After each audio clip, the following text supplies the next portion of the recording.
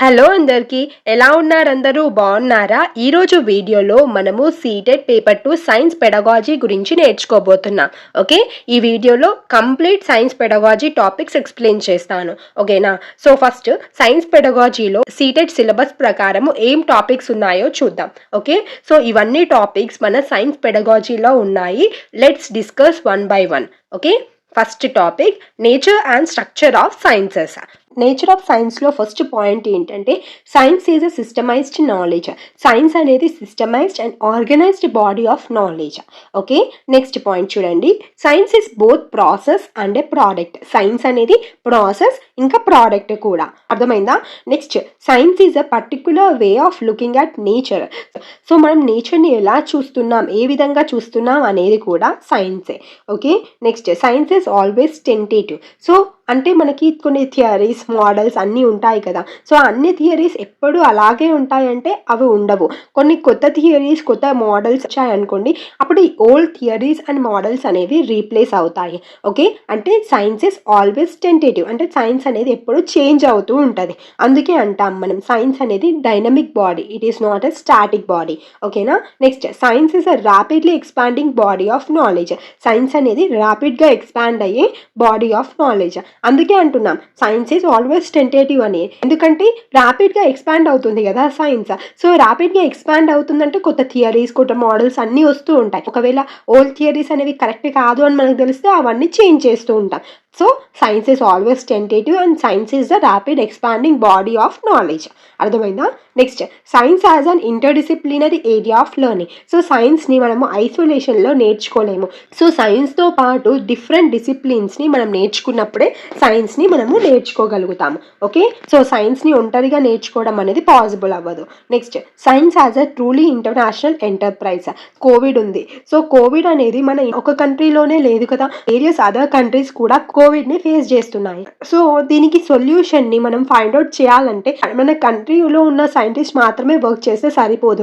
Whole నేషన్లో ఉన్న సైంటిస్టులు అందరూ వర్క్ చేసినప్పుడే మనం దీనికి సొల్యూషన్ని ఫైండ్ అవుట్ చేయగలుగుతాం. అందుకే అంటున్నారు సైన్స్ అనేది ట్రూలీ ఇంటర్నేషనల్ ఎంటర్ప్రైజ్ అని. ఓకేనా? Next, science promote scepticism. Scepticism అంటే డౌటింగ్, అంటే ప్రతిదాన్ని డౌట్ చేయమని సైన్స్ ప్రమోట్ చేయట్లేదు. వ్యాలిడ్ డౌట్స్ క్యూరియాసిటీని ప్రమోట్ చేస్తుంది. సో క్యూరియాసిటీ నుంచే మనకి క్వశ్చన్స్ అనేవి రేజ్ అవుతాయి. సో ఈ క్వశ్చన్స్ నుంచి మనం కొత్త థింగ్స్ని డిస్కవర్ చేయడానికి ముందుకు వెళ్తూ ఉంటాం. ఓకే, సో ఇలా సైన్స్ అనేది స్కెప్టిజంని ప్రమోట్ చేస్తుంది. Next, science demands perseverance from its practitioners. Science అనేది పట్టుదలని డిమాండ్ చేస్తుంది. ఎవరి నుంచి? ప్రాక్టీషనర్స్ నుంచి. Practitioners are nothing but the scientist. So ఈ సైంటిస్ట్ దగ్గర నుంచి సైన్స్ ఏం డిమాండ్ చేస్తుంది? పట్టుదలని డిమాండ్ చేస్తుంది. సో ఒకవేళ వాళ్ళకి పట్టుదల లేదనుకోండి, ఒక పని చేయగానే అది ఫ్లాప్ అయిపోతే అది చేయడం మానేస్తారు. అదే పట్టుదల ఉందనుకోండి, ఫెయిల్ అయినా కానీ మళ్ళీ మళ్ళీ చేయడానికి ట్రై చేస్తూ ఉంటారు. సో సైన్స్ అనేది సైంటిస్ట్ దగ్గర నుంచి పర్సవరెన్స్ని డిమాండ్ చేస్తుంది. Okay, next, science as an approach to investigate. So science అనేది ఇన్వెస్టిగేట్ చేయడానికి ఒక విధానాన్ని చెప్తూ ఉంటుంది. సో సైన్స్ అనేది ఇన్వెస్టిగేట్ చేయడానికి పద్ధతిని చెప్తుంది అండ్ నాలెడ్జ్ని కన్స్ట్రక్ట్ చేయడానికి ఒక ప్రాసెస్ని కూడా ఇస్తుంది. ఓకేనా? Next, science is a blend of logic and imagination. Science అనేది లాజిక్ అండ్ ఇమాజినేషన్ యొక్క కలయిక. Next, science is empirical. So empirical అంటే verifiable by observations and experiences. So observations నుంచి ఎక్స్పీరియన్సెస్ నుంచి మనము దేనైనా వెరిఫై చేసామనుకునే దాన్ని మనం ఏమంటాం? ఎంఫరికల్ అని అంటాము. సో సైన్స్లో మనం అదే చేస్తున్నాం కదా, అబ్జర్వేషన్స్ అండ్ ఎక్స్పీరియన్సెస్ నుంచి మనం వెరిఫై చేస్తున్నాం. అందుకే సైన్స్ అనేది ఎంఫరికల్ అని అంటున్నాము. ఓకేనా? Science is a domain of enquiry. So science అనేది ఎంక్వైరీ యొక్క domain. Next, science is a social endeavour. So endeavour అంటే an attempt to achieve a goal. ఏదైనా ఒక గోల్ని అచీవ్ చేయడానికి మనం చేసే ప్రయత్నాన్ని మనం ఏమంటాం? ఎండివర్ అని అంటాము. సో సైన్స్ అనేది సోషల్ ఎండివర్ అంటున్నారు. ఎందుకంటే సైంటిస్టులు అందరూ కలిసి ఒక సాధించడం కోసం కలిసి ప్రయత్నిస్తూ ఉంటారు కదా, అందుకే సైన్స్ అనేది సోషల్ ఎండివర్. ఓకేనా? Next, science is the investigation of unknown phenomena and it also looks and compares with existing principles theories and practices.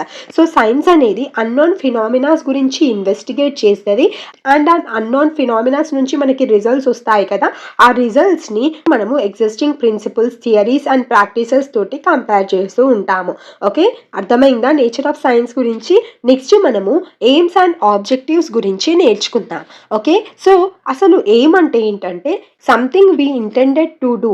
మనం ఏదైనా ఒకటి చెయ్యాలని అనుకుంటాం చూడండి, అది మన ఎయిమ్. ఓకే, సో మీరు డాక్టర్ అవ్వాలనుకుంటున్నారు, సో మీ ఎయిమ్ ఏంటి? డాక్టర్ అవ్వడం మీ ఎయిమ్. ఓకేనా? నెక్స్ట్ ఆబ్జెక్టివ్ అంటే ఏంటి మరి? Actions we take to achieve that aim. So మీరు డాక్టర్ అవ్వడానికి మీరు చేసే ప్రయత్నం ఉంటుంది కదా, ఆ ప్రయత్నంని మనం ఏమంటాం? ఆబ్జెక్టివ్స్ అని అంటాము. అర్థమైందా?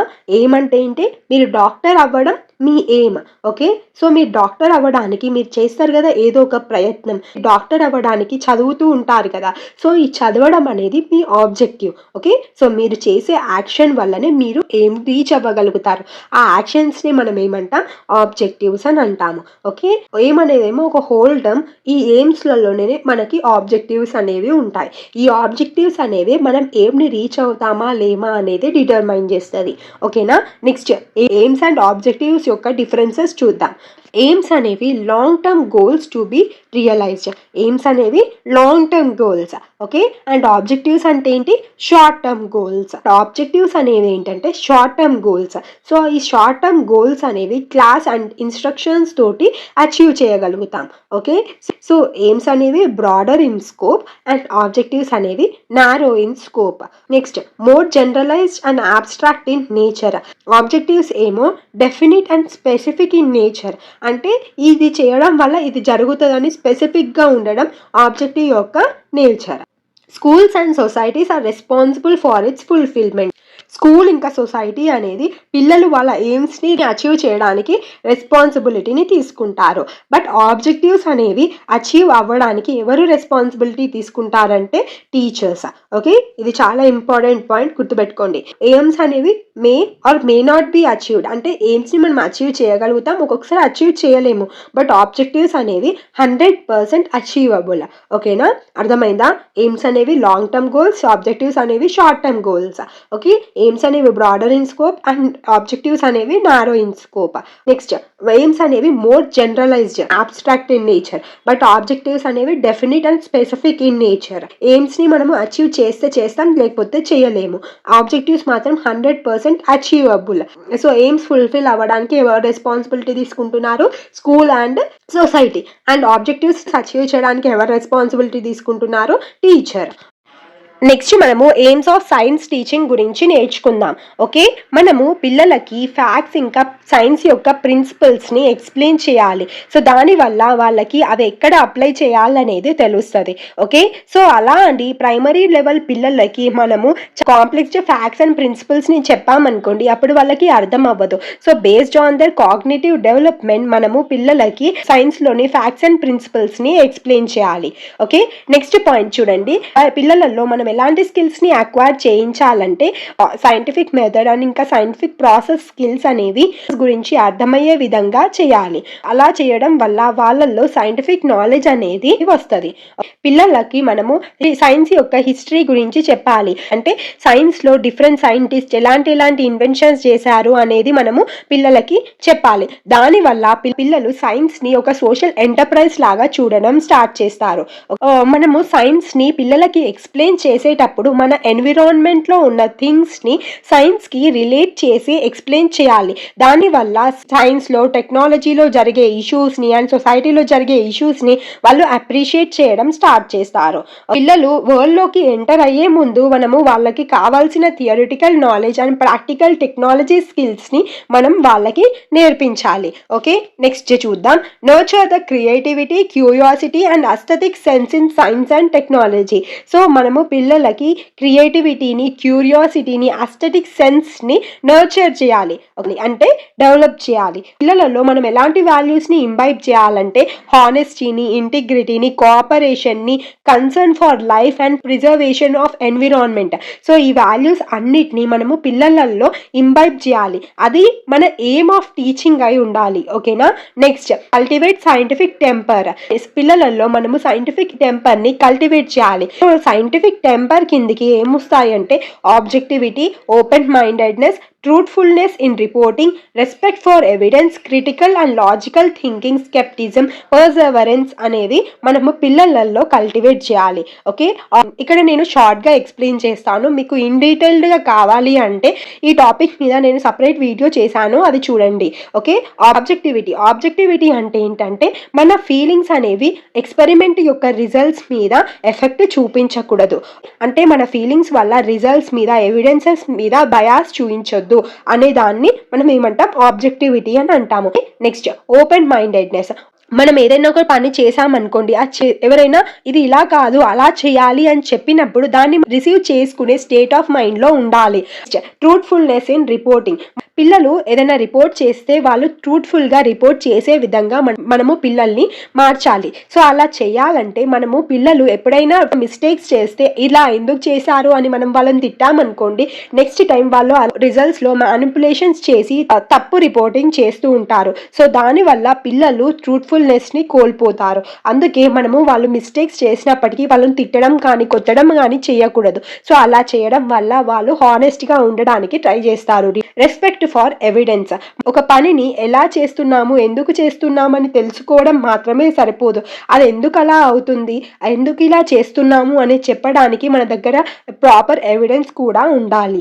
Critical and logical thinking. మనము పిల్లలలో critical thinking and logical thinking ని కల్టివేట్ చేయాలి. Critical thinking and logical thinking అంటే నథింగ్ బట్ పిల్లలు ఒక ఇన్ఫర్మేషన్ ని గ్యాదర్ చేసి ఆ గ్యాదర్ చేసిన ఇన్ఫర్మేషన్ గురించి థింక్ చేసి కొత్త కొత్త ఐడియాస్ ని తేవడంని మనం ఏమంటామంటే క్రిటికల్ థింకింగ్ అని అంటాము. ఓకే, లాజికల్ థింకింగ్ అంటే కూడా అంతే. ఓకే, లాజికల్ థింకింగ్ లో కూడా పిల్లలు ఏం చేస్తారంటే ఒక సిచ్యువేషన్ ని తీసుకొని దాన్ని అనలైజ్ చేసి దానికి అకార్డింగ్ గా వాళ్ళు ఒక మంచి సెన్సిబుల్ సొల్యూషన్స్ తోటి రావడంని మనము లాజికల్ థింకింగ్ అని అంటాము.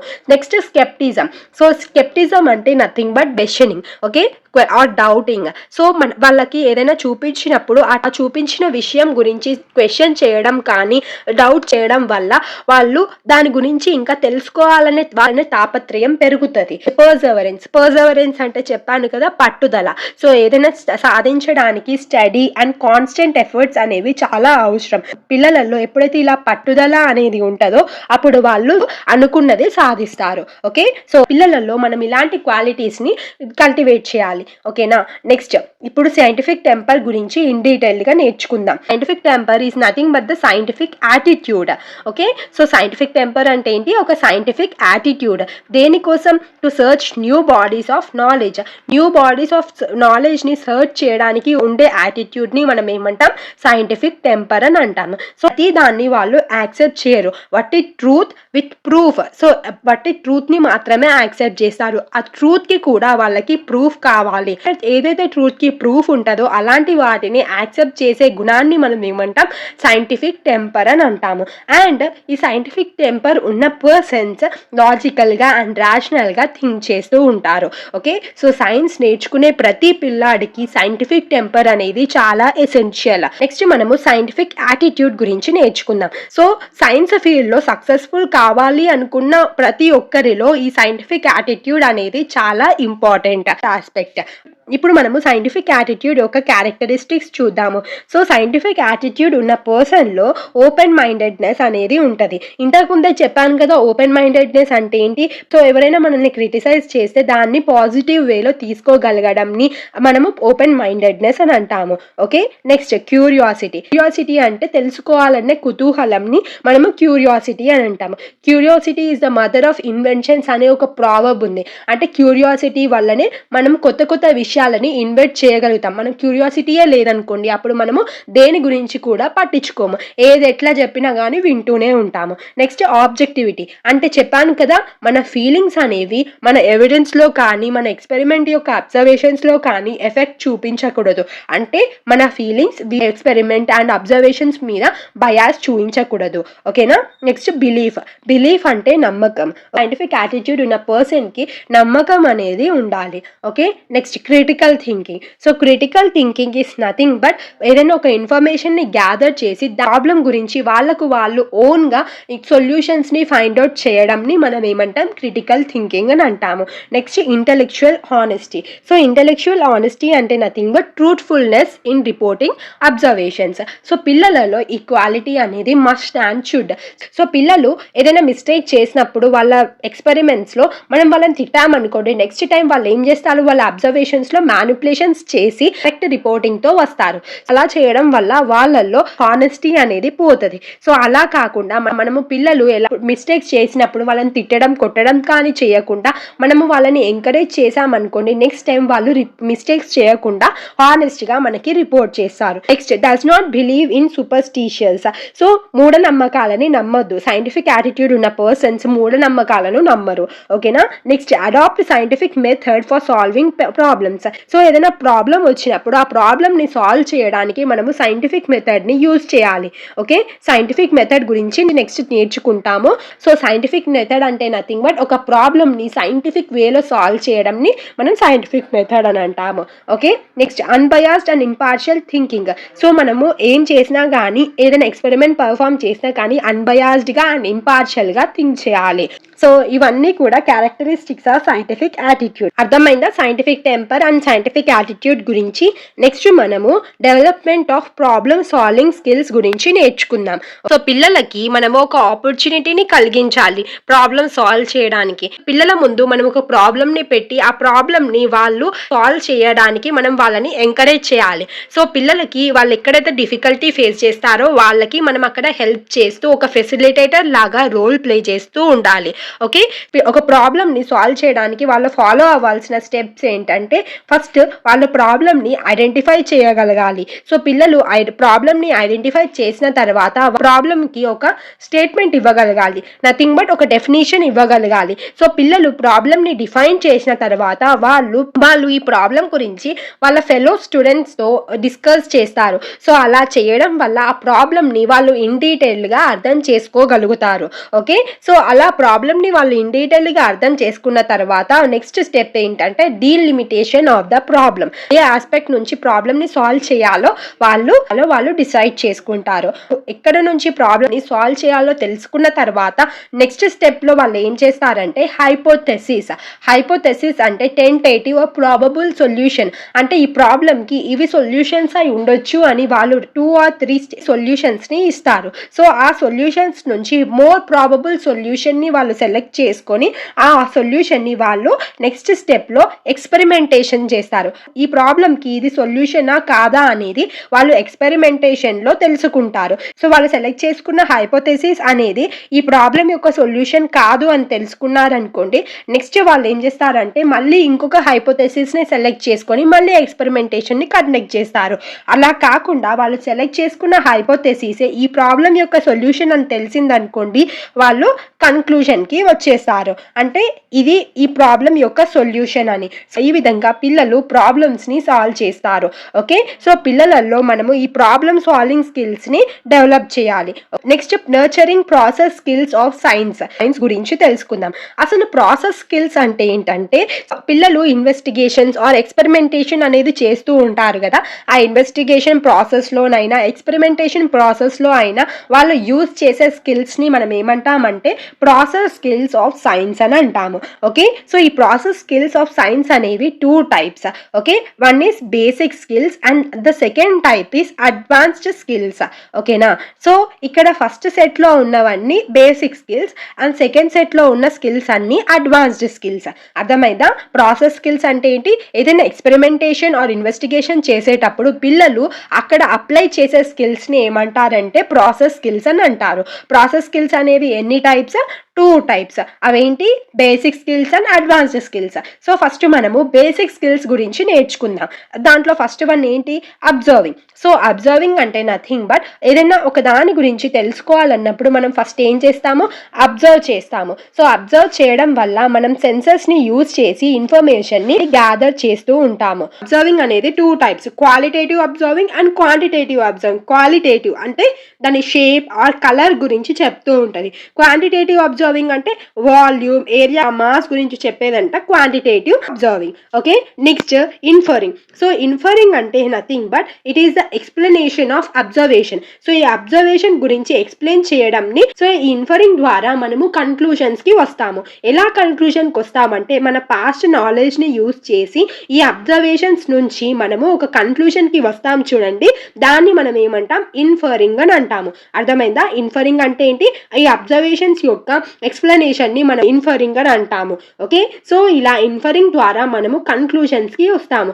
ఎలా కన్క్లూజన్స్ కి వస్తున్నాం? పాస్ట్ ఎక్స్పీరియన్స్ ద్వారా ఈ అబ్జర్వేషన్స్ హెల్ప్ తోటి మనము కన్క్లూజన్స్ కి వస్తున్నాము. Okay, third type of skill ఏంటి? Classifying. So based on the similarities and dissimilarities మనము థింగ్స్ ని క్లాసిఫై చేస్తాము. Okay, so based on similarities and dissimilarities మన థింగ్స్ ని సపరేట్ చేస్తాం చూడండి, దాన్ని మనము క్లాసిఫైయింగ్ అని అంటాము. సో ఇలా క్లాసిఫై చేయడం వల్ల మన న్యూ ఇన్ఫర్మేషన్ అనేది లాస్ అవ్వదు. Next predicting. ప్రిడిక్టింగ్ అంటే నథింగ్ బట్ మనం చేసే ఇంటెలిజెంట్ గెస్ ని మనము ప్రిడిక్టింగ్ అని అంటారు. అంటే పాస్ట్ నాలెడ్జ్ ని యూజ్ చేసుకొని నెక్స్ట్ ఇది జరుగుతుంది కావచ్చు అని మనం చేసే ఇంటెలిజెంట్ గెస్ ని మనము ప్రిడిక్టింగ్ అని అంటాము. Okay, next communicating. సైన్స్ లో మనం తెలుసుకున్న ఇన్ఫర్మేషన్ ని, ఐడియాస్ ని వేరే వాళ్ళతో షేర్ చేయడంని మనం ఏమంటాం? కమ్యూనికేషన్ అని అంటాము. Okay, next measuring. So measuring అంటే nothing but is a way of comparing things. Measuring అనేది మన చుట్టూ ఉన్న థింగ్స్ గురించి బెటర్ అబ్జర్వేషన్ ని ఇస్తుంది. దాని వల్ల మనము మెజరింగ్ వల్ల మనము థింగ్స్ ని ఈజీగా కంపేర్ చేయగలుగుతాము. Okay, these are about the basic skills. Next మనము అడ్వాన్స్డ్ స్కిల్స్ గురించి నేర్చుకుందాం. Okay, so first one of advanced skills is identifying and controlling variables. So మనం ఏదైనా ఎక్స్పెరిమెంట్ చేస్తున్నప్పుడు ఆ ఎక్స్పెరిమెంట్ లో కొన్ని ఫ్యాక్టర్స్ అనేవి ఆ ఎక్స్పెరిమెంట్ ని ఎఫెక్ట్ చేస్తూ ఉంటాయి కదా, ఆ ఫ్యాక్టర్స్ ని మనం ఏమంటాం? వేరియబుల్స్ అని అంటాము. సో ఆ ఫ్యాక్టర్స్ ని ఐడెంటిఫై చేయడము, ఆ కంట్రోల్ చేసే స్కిల్ ని మనం ఏమంటాం? ఐడెంటిఫైయింగ్ అండ్ కంట్రోలింగ్ వేరియబుల్స్ అని అంటాము. నెక్స్ట్ ఏంటి? హైపోథెసింగ్. సో హైపోథెసింగ్ అంటే nothing but giving probable or tentative solutions to the problem. So ఒక ప్రాబ్లమ్ కి ఇది సొల్యూషన్ అయి ఉండొచ్చు అని ఒక 2-3 సొల్యూషన్స్ ఇస్తూ ఉంటాం కదా, దాన్ని మనం ఏమంటామంటే హైపోథెసింగ్ అని అంటాము. నెక్స్ట్ స్కిల్ ఏంటి? Interpreting data. అంటే మనకు వచ్చిన ఇన్ఫర్మేషన్ ని అనలైజ్ చేయడం ని మనం ఏమంటాము? ఇంటర్ప్రిటింగ్ డేటా అని అంటాము. ఓకేనా, నెక్స్ట్ డిఫైనింగ్ ఆపరేషనలీ. మనము వేరియబుల్స్ ని యూజ్ చేస్తూ ఉంటాం కదా, ఆ వేరియబుల్స్ ని మెషర్ చేయడం ని మనం ఏమంటామంటే డిఫైనింగ్ ఆపరేషనలీ అని అంటాము. Okay, next experimenting. So experimenting అంటే నథింగ్ బట్ మనం కలెక్ట్ చేసిన ఎవిడెన్స్ అనేది కరెక్టా రాంగా అనేది మనం ప్రూవ్ చేయడానికి ఎక్స్పెరిమెంట్స్ చేస్తూ ఉంటాము. Okay, next constructing models. మనం కలెక్ట్ చేసిన అబ్జర్వేషన్స్ ని ఎక్స్ప్లెయిన్ చేయడానికి మనము మోడల్స్ ని కన్స్ట్రక్ట్ చేస్తూ ఉంటాము. Okay, so these are the advanced process skills of science. Okay, అర్థమైంది కదా? So basic and advanced process skills of science గురించి. నెక్స్ట్ మనము ఆబ్జెక్టివ్స్ ఆఫ్ సైన్స్ గురించి నేర్చుకుందాం. సో సైన్స్ టీచింగ్ కి ఆబ్జెక్టివ్స్ అనేవి ఎలా ఫార్ములేట్ చేశారంటే philosophical, sociological and psychological basis పైన ఫార్ములేట్ చేశారు. ఓకే, ఆబ్జెక్టివ్స్ అనేవి 2 types. One is learning objective and another one is educational objective. Okay, learning objective అనేది లెర్నర్ ని టీచింగ్ లెర్నింగ్ ప్రాసెస్ లో ఎంగేజ్ చేయడం వల్ల లెర్నర్స్ ఏం అచీవ్ చేస్తారు అనేది లెర్నింగ్ ఆబ్జెక్టివ్స్ చెప్తుంది. Okay, next educational objective. So educational objective అనేది కరికులా బిల్డింగ్ కి బేసిస్ లాగా ఉంటుంది. ఓకే, అండ్ ఎడ్యుకేషనల్ ఆబ్జెక్టివ్స్ ఏం మెషర్ చేస్తాయంటే పిల్లలు కరికులాని ఎంత మేరకు అర్థం చేసుకున్నారు అనేది ఎడ్యుకేషనల్ ఆబ్జెక్టివ్ మెషర్ చేస్తుంది. ఓకేనా, ఎడ్యుకేషనల్ ఆబ్జెక్టివ్ ఏం ప్రొవైడ్ చేస్తుంది? కరికులా బిల్డింగ్ కి బేసిస్ ని ప్రొవైడ్ చేస్తుంది అండ్ పిల్లలు ఎంత మేరకు కరికులాని అర్థం చేసుకున్నారు అని మెజర్ కూడా ఎడ్యుకేషనల్ ఆబ్జెక్టివ్స్ చేస్తాయి. ఓకేనా, so next teaching learning activities, assessment and academic standards, that is objectives అనేవి ఇవి 3 ఒకదాని మీద ఒకటి ఇంటర్ డిపెండెంట్ అయ్యి ఉంటాయి. ఓకే, నెక్స్ట్ ఎడ్యుకేషనల్ ఆబ్జెక్టివ్స్ అనేవి పిల్లలలో బిహేవియర్ మోడిఫికేషన్ ని తెప్పిస్తాయి కదా, సో దాని బేసిస్ మీద ఎడ్యుకేషనల్ ఆబ్జెక్టివ్స్ ని 3 డొమైన్స్ లాగా క్లాసిఫై చేశారు. What are they? One is cognitive domain, and the second one is affective domain, and the third one is psychomotor domain. So దీన్ని మనం ఏమంటామంటే బ్లూమ్స్ టాక్సానమీ అని అంటాము. అర్థమైందా? సో ఈ బ్లూమ్స్ టాక్సానమీలో మనం ఏమేమి నేర్చుకుంటాము? 3 డొమైన్స్ గురించి నేర్చుకుంటాము. అవేంటి? Cognitive domain, effective domain and psychomotor domain. ఓకేనా? సో కాగ్నిటివ్ డొమైన్ అనేది ఎక్కడ కాగ్నిటివ్ వర్డ్ వచ్చినా కానీ మీరు బ్లైండ్గా గుర్తుపెట్టుకోవాల్సింది ఏంటంటే అది మైండ్కి, మెంటల్ స్టేటస్కి రిలేటెడ్ అని. ఓకే, ఎఫెక్టివ్ డొమైన్ అంటే అది హార్ట్కి రిలేటెడ్, అంటే మన ఎమోషన్స్కి రిలేటెడ్.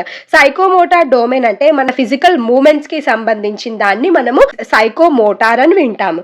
ఓకేనా? అర్థమైంది కదా?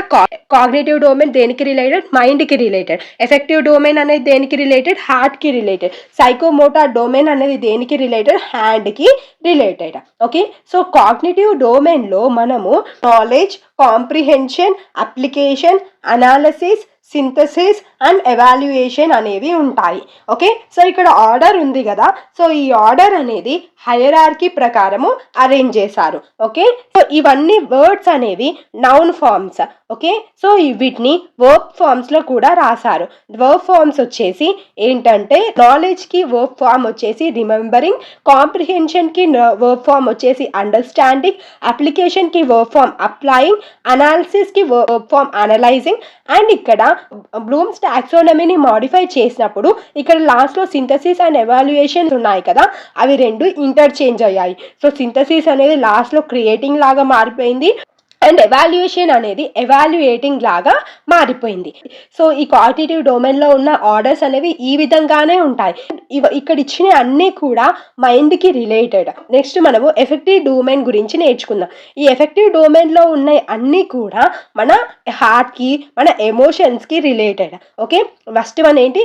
Receiving, second one responding, third one valuing, organising, characterising. So వీటిని ఎలా గుర్తుపెట్టుకోండి అంటే RRVOC అని గుర్తుపెట్టుకోండి. First R for receiving, second R for responding, third one valuing, O organising, C characterising. Okay, so ఇలా RRVOC అని గుర్తుపెట్టుకోండి. ఓకేనా? Next psychomotor domain. So psychomotor డొమైన్ని మనం ఎలా గుర్తుపెట్టుకోవాలంటే IMPAN అని గుర్తుపెట్టుకోండి. Okay, I for imitation, M for manipulation, P for precision, A for articulation and N for naturalisation. Psychomotor domain ఎలా గుర్తుపెట్టుకోవాలి? IMPAN అని గుర్తుపెట్టుకోండి. అండ్ ఎఫెక్టివ్ డొమైన్ని RRVOC అని గుర్తుపెట్టుకోండి. కాగ్నిటివ్ డొమైన్ అంటే మనం ఫ్రీక్వెంట్గా వింటూ ఉంటాం కాబట్టి కాగ్నిటివ్ డొమైన్ అనేది ఈజీగా గుర్తుంటుంది.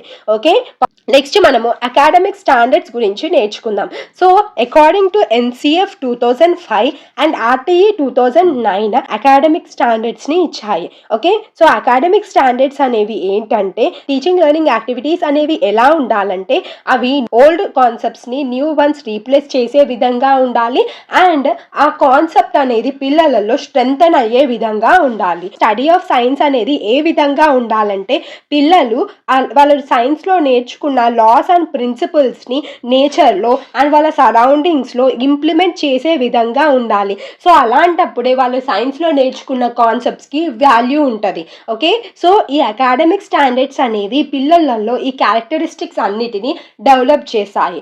ఓకే, ఇప్పుడు according to NCF 2005 and RTE 2009 academic standards ఏమి ఇచ్చారు అనేది చూద్దాం.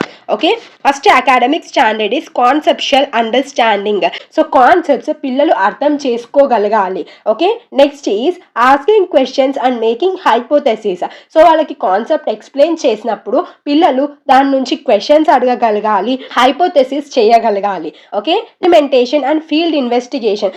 సో వాళ్ళకి ఏదైనా మనం కాన్సెప్ట్ చెప్తే దాన్ని ఎక్స్పెరిమెంట్ చేసి ప్రూవ్ చేసుకోగలగాలి, లేకపోతే ఫీల్డ్ ఇన్వెస్టిగేషన్ ద్వారా వాళ్ళు పిల్లలు దాన్ని ఇంకా మంచిగా నేర్చుకునే విధంగా ఉండాలి.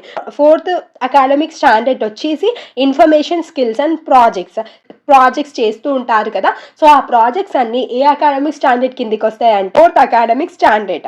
Okay, next communication through drawing and model making. పిల్లలు drawing through, models making through communicate చేసే విధంగా ఉండాలి. పిల్లలు కాన్సెప్ట్స్ని నేర్చుకుంటారు కదా, ఆ నేర్చుకున్న కాన్సెప్ట్స్ని వాళ్ళు అప్రిషియేట్ చేయగలగాలి. సో అప్రిషియేట్ చేసే క్యారెక్టరిస్టిక్ అనేది ఏ అకాడమిక్ స్టాండర్డ్ కిందికి వస్తుంది అంటే sixth academic standard, that is appreciation and aesthetic aesthetic sense or values. ఏ థింగ్ బ్యూటీని అయినా అప్రిషియేట్ చేసే గుణాన్ని మనం ఏమంటాం? అస్థెటిక్ సెన్స్ అని అంటాము. 7th academic standard is application to daily life and concern to biodiversity. So పిల్లలు నేర్చుకున్న కాన్సెప్ట్ ని వాళ్ళ డైలీ లైఫ్ లో అప్లై చేసే విధంగా ఉండాలి. So these are the 7 academic standards which are given according to NCF 2005 and RTA 2009. Next మనము scientific method గురించి నేర్చుకుందాం. సైంటిఫిక్ మెథడ్ అంటే ఏంటంటే ఒక ప్రాబ్లమ్ ని సైంటిఫికల్ గా సాల్వ్ చేసే మెథడ్ ని మనం ఏమంటాం? సైంటిఫిక్ మెథడ్ అని అంటాము. సైంటిఫిక్ మెథడ్ లో ఈ ఫాలోయింగ్ స్టెప్స్ ఉంటాయి. అంటే ఒక ప్రాబ్లం ఇస్తే ఈ స్టెప్స్ త్రూ ఈ ప్రాబ్లం కి సొల్యూషన్ అనేది మనం ఇస్తూ ఉంటాము. అక్కడ ఫాలో అయ్యే మెథడ్ ని మనం ఏమంటామంటే సైంటిఫిక్ మెథడ్ అని అంటాము. ఓకే, ఇప్పుడు ఇక్కడ సైంటిఫిక్ మెథడ్ లో ఫాలో అయ్యే స్టెప్స్ గురించి నేర్చుకుందాం. ఓకేనా? First is making and observation. So మనము థింగ్స్ ని ఫస్ట్ అబ్జర్వ్ చేయాలి. ఓకే, అబ్జర్వ్ చేసి అక్కడ ప్రాబ్లం ఏంటి అనేది ఫస్ట్ మనం ఐడెంటిఫై చేయాలి. ఐడెంటిఫై చేసినాక ఆ ప్రాబ్లంకి సొల్యూషన్ ఏంటి అనేది మనము హైపోథెసిస్ ఇవ్వాలి. సో హైపోథెసిస్ అంటే nothing but tentative solutions or probable solutions. అంటే ఒక ప్రాబ్లంకి ఇది సొల్యూషన్ అయి ఉండొచ్చు అని మనం కొన్ని సొల్యూషన్స్ ఇస్తాం కదా, దాన్ని మనం ఏమంటామంటే హైపోథెసిస్ అని అంటాము. మనము ఒకటే హైపోథెసిస్ ఇయ్యము, ఒక 2, 3 లేకపోతే ఇంకా చాలా హైపోథెసిస్ అనేవి ఇస్తూ ఉంటాము. ఏది most probable solution find out చేసి ఆ హైపోథెసిస్ ని మనం సెలెక్ట్ చేసుకుంటాము. ఓకే, సో అలా సెలెక్ట్ చేసుకున్న హైపోథెసిస్ ని మనము టెస్ట్ చేయాలి. ఎలా టెస్ట్ చేస్తాము? Through experimentation. సో సెలెక్ట్ చేసుకున్న హైపోథెసిస్ ని త్రూ ఎక్స్పెరిమెంటేషన్ మనము టెస్ట్ చేస్తాము. ఆ సొల్యూషన్ ని మనం టెస్ట్ చేస్తే మనకు డేటా వస్తుంది కదా, సో ఆ డేటాని మనము అనలైజ్ చేయాలి. ఓకే, అలా అనలైజ్ చేసిన తర్వాత ఆ డేటాని మనము కన్క్లూజన్స్ కి రావచ్చు. ఓకే, సో ఈ కన్క్లూజన్స్ వచ్చేటప్పుడు మనకు 2 రకాలైన కన్క్లూజన్స్ రావచ్చు. ఒకవేళ అక్కడ వచ్చిన రిజల్ట్ అనేది హైపోథెసిస్ కి అలైన్ అయింది అనుకోండి, అప్పుడు మనము డైరెక్ట్ గా రిజల్ట్ ని కమ్యూనికేట్ చేస్తాము. ఓకే, సో ఇప్పుడు మనం సెలెక్ట్ చేసుకున్న హైపోథెసిస్ కి రిజల్ట్ అనేది రాలేదనుకోండి, అంటే రాంగ్ గా వచ్చింది అనుకోండి, అప్పుడు దాని అర్థం ఏంటి? ఈ ప్రాబ్లం కి ఇది సొల్యూషన్ అయి ఉండదు, అందువల్లనే మనకి రిజల్ట్ అనేది అలైన్ అవ్వలేదు. సో అప్పుడు మనం ఏం చేయాలంటే, మనము హైపోథెసిస్ చేసుకునేటప్పుడు చాలా హైపోథెసిస్ ఇచ్చుకుంటాం కదా, సో అప్పుడు మనం ఇంకొక హైపోథెసిస్ ని సెలెక్ట్ చేసుకొని టెస్ట్ చేసి డేటాని అనలైజ్ చేసి కన్క్లూజన్స్ కి రావాలి. ఓకే, సో ఈ విధంగా మనము సైంటిఫిక్ మెథడ్ ని ఫాలో అయ్యి ఒక ప్రాబ్లం కి సొల్యూషన్ ని ఫైండ్ అవుట్ చేస్తూ ఉంటాము. ఓకే, సో ఇలా ఒకవేళ ఒక ప్రాబ్లం కి సొల్యూషన్ ఫైండ్ అవుట్ చేస్తే ఆ method of solving a problem is called as scientific method. Okay, next మనము సైంటిఫిక్ ఎంక్వైరీ గురించి నేర్చుకుందాం. ఓకే, సైంటిఫిక్ ఎంక్వైరీ అనేది హోలిస్టిక్ ప్రాసెస్. సో సైంటిఫిక్ ఎంక్వైరీని బ్రాడ్ గా డిఫైన్ చేయాలంటే అదేంటి? Search for truth or knowledge. So ఒక నాలెడ్జ్ కోసం, ఒక ట్రూత్ కోసం మనం చేసే సర్చింగ్ ని మనం ఏమంటామంటే సైంటిఫిక్ ఎంక్వైరీ అంటాం. నేమ్ లోనే ఉంది, సైంటిఫిక్ అంటే సైన్స్ కి రిలేటెడ్, ఎంక్వైరీ అంటే తెలుసుకోవడం, ఇన్వెస్టిగేట్ చేయడం. ప్రాబ్లం కి సొల్యూషన్ కోసం మనం చేసే సర్చింగ్ ని మనం ఏమంటామంటే సైంటిఫిక్ ఎంక్వైరీ అని అంటాము. ఓకే, ఇప్పుడు మనము సైన్స్ అండ్ టెక్నాలజీకి మధ్యలో ఉన్న డిఫరెన్స్ గురించి నేర్చుకుందాం. సో సైన్స్ అనేది మనకి ఏం చెప్తుందంటే ఎక్స్పెరిమెంట్ చేసి ఆ ఎక్స్పెరిమెంట్ త్రూ మనము నాలెడ్జ్ ని గెయిన్ చేసుకుంటాము. మరి టెక్నాలజీలో ఏం చేస్తామంటే ఈ సైన్స్ ద్వారా వచ్చిన నాలెడ్జ్ ని మనము టెక్నాలజీలో యూజ్ చేస్తాము. సో యూజ్ చేసి కొత్త థింగ్స్ ని తయారు చేస్తాము. అర్థమైందా సైన్స్ అండ్ టెక్నాలజీకి ఉన్న డిఫరెన్స్? సో సైన్స్ లోనేమో మనం ఏం చేస్తున్నాం? ఎక్స్పెరిమెంట్స్ త్రూ నాలెడ్జ్ ని గెయిన్ చేస్తున్నాం. మరి టెక్నాలజీలో ఏం చేస్తున్నాం? ఇక్కడ సైన్స్ లో గెయిన్ చేసుకున్న నాలెడ్జ్ ని టెక్నాలజీలో యూజ్ చేసి మనం కొత్త కొత్త థింగ్స్ ని కనిపెడుతున్నాము. ఓకే, అంటే సైన్స్ లో మనము ప్రిన్సిపల్స్ ని, లాస్ ని నేర్చుకుంటాము. ఆ లాస్ అండ్ ప్రిన్సిపల్స్ ని మనం ఎక్కడ ఇంప్లిమెంట్ చేస్తామో టెక్నాలజీలో ఇంప్లిమెంట్ చేసి కొత్త కొత్త థింగ్స్ ని డిస్కవర్ చేస్తాము. ఓకే, సో సైన్స్ యొక్క ఇన్ఫ్లుయెన్స్ అనేది టెక్నాలజీ మీద ఉంటుంది అండ్ టెక్నాలజీ యొక్క ఇన్ఫ్లుయెన్స్ అనేది సైన్స్ మీద ఉంటుంది. సో సైన్స్ లో ఎండ్ రిజల్ట్స్ అనేవి ముందుగానే ఫిక్స్డ్ గా ఉండవు. ఓకే, సో సైన్స్ లో మనము ఒక దాని గురించి ఎక్స్పెరిమెంట్ చేస్తున్నాం కాబట్టి దాని ఎండ్ రిజల్ట్స్ అనేవి ముందుగానే మనకు తెలియదు. ఓకే, బట్ టెక్నాలజీలో ఏం చేస్తున్నాం? మనం సైన్స్ లో నేర్చుకున్న దాన్ని టెక్నాలజీలో అప్లై చేస్తున్నాం కాబట్టి ఇక్కడ మనకి ఎండ్ రిజల్ట్ ఏంటిది, మన గోల్ ఏంటిది అనేది మనకు తెలిసి ఉంటుంది. ఓకే, ఇది సైన్స్కి ఇంకా టెక్నాలజీకి ఉన్న డిఫరెన్స్. నెక్స్ట్ మనము divergent thinking and convergent thinking గురించి నేర్చుకుందాం. డైవర్జెంట్ అంటే ఏంటి? ఒక ప్లేస్ నుంచి డిఫరెంట్ వేస్లో వెళ్ళడంని మనం డైవర్జెంట్ అని అంటాము. అండ్ కన్వర్జెంట్ అంటే ఏంటి? డిఫరెంట్ ఏరియాస్ నుంచి మనం ఒక ప్లేస్కి వచ్చి స్ట్రక్ అయిపోవడంని మనం ఏమంటాం? కన్వర్జెంట్స్ అంటాం. అర్థమైందా? డైవర్జెంట్ అంటే దూరంగా వెళ్ళడం, కన్వర్జెంట్ అంటే ఏంటి? ఒక ప్లేస్కి వచ్చి కలవడం. సో ఇప్పుడు కన్వర్జెంట్ అండ్ డైవర్జెంట్ థింకింగ్స్ గురించి నేర్చుకుందాం. డైవర్జెంట్ థింకింగ్ ద్వారా మనము క్రియేటివ్ ఐడియాస్ని జనరేట్ చేస్తాము to explore many possible solutions. So ఒక ప్రాబ్లమ్కి మెనీ సొల్యూషన్స్ వచ్చే విధంగా మనము క్రియేటివ్ ఐడియాస్ని ఇవ్వడంని మనం ఏమంటాం? డైవర్జెంట్ థింకింగ్ అని అంటాము. మరి కన్వర్జెంట్ థింకింగ్ అంటే ఏంటి? Convergent thinking is a type of thinking that involves the finding of most effective answer to A problem. అంటే ఒక ప్రాబ్లమ్కి మోస్ట్ ఎఫెక్టివ్ సొల్యూషన్ ఏంటి అనేది మనం కన్వర్జెంట్ థింకింగ్లో ఫైండ్ అవుట్ చేస్తాం. బట్ డైవర్జెంట్ థింకింగ్లో మనం ఏం చేస్తున్నాం? ఒక ప్రాబ్లమ్కి మల్టిపుల్ సొల్యూషన్స్ని ఆలోచించడంని మనం ఏమంటున్నాం? డైవర్జెంట్ థింకింగ్ అని అంటాము. డైవర్జెంట్ థింకింగ్ వల్ల మనకి మల్టిపుల్ సొల్యూషన్స్ అనేవి వస్తాయి. కన్వర్జెంట్ థింకింగ్ వల్ల మనకి only one right solution we will get. Divergent థింకింగ్లో మనము ఇండక్టివ్ రీజనింగ్ని యూజ్ చేస్తాము అండ్ కన్వర్జెంట్ థింకింగ్లో మనము డిడక్టివ్ రీజనింగ్ని యూజ్ చేస్తాము. So inductive and deductive reasoning గురించి నెక్స్ట్ టాపిక్స్లో నేర్చుకుంటాము. అందుకే ఇక్కడ ఇన్ డీటెయిల్ గా ఎక్స్ప్లెయిన్ చేయట్లేదు. డైవర్జెంట్ థింకింగ్ కి చాలా ఎక్కువ టైం అనేది పడుతుంది అండ్ కన్వర్జెంట్ థింకింగ్ కి చాలా తక్కువ టైం పడుతుంది. అర్థమైంది కదా? సీటెట్ సైన్స్ పెడగాజీ సిలబస్ ప్రకారం థర్డ్ టాపిక్ ని ఇప్పుడు స్టార్ట్ చేయబోతున్నాం. అదేంటి? Understanding and appreciating science. So ఈ అండర్స్టాండింగ్ అప్రిషియేటింగ్ సైన్స్ లో మనం దేని గురించి నేర్చుకుంటామంటే process skills in science and scientific attitude and scientific temper గురించి నేర్చుకుంటాము. నేను ఇంతకు ముందే మీకు ప్రాసెస్ స్కిల్స్ ఇన్ సైన్స్ గురించి, సైంటిఫిక్ యాటిట్యూడ్ గురించి, సైంటిఫిక్ టెంపర్ గురించి క్లియర్గా ఎక్స్ప్లెయిన్ చేశాను. సో అందుకోసమనే నేను ఇక్కడ ఎక్స్ప్లెయిన్ చేయట్లేదు. ఇప్పుడు మనము ఒక చాప్టర్ నేర్చుకోబోతున్నాము. అదేంటంటే approaches or integrated approach. Science కరికులంని ఎఫెక్టివ్ మేనర్లో ఆర్గనైజ్ చేసే విషయంలో మన ప్రజెంట్ ఎడ్యుకేషన్ సిస్టమ్ అనేది మేజర్ ప్రాబ్లమ్ని ఫేస్ చేస్తుంది. Okay, they are two major approaches regarding organisation of science curriculum. So ఆ సైన్స్ కరికులంని ఒక ప్రాపర్ వేలో ఆర్గనైజ్ చేయడానికి మన దగ్గర టూ మేజర్ అప్రోచెస్ ఉన్నాయి. అవేంటంటే disciplinary approach and integrated approach. ఈ డిసిప్లినరీ అప్రోచ్కి ఇంకొక నేమ్ ఉంది.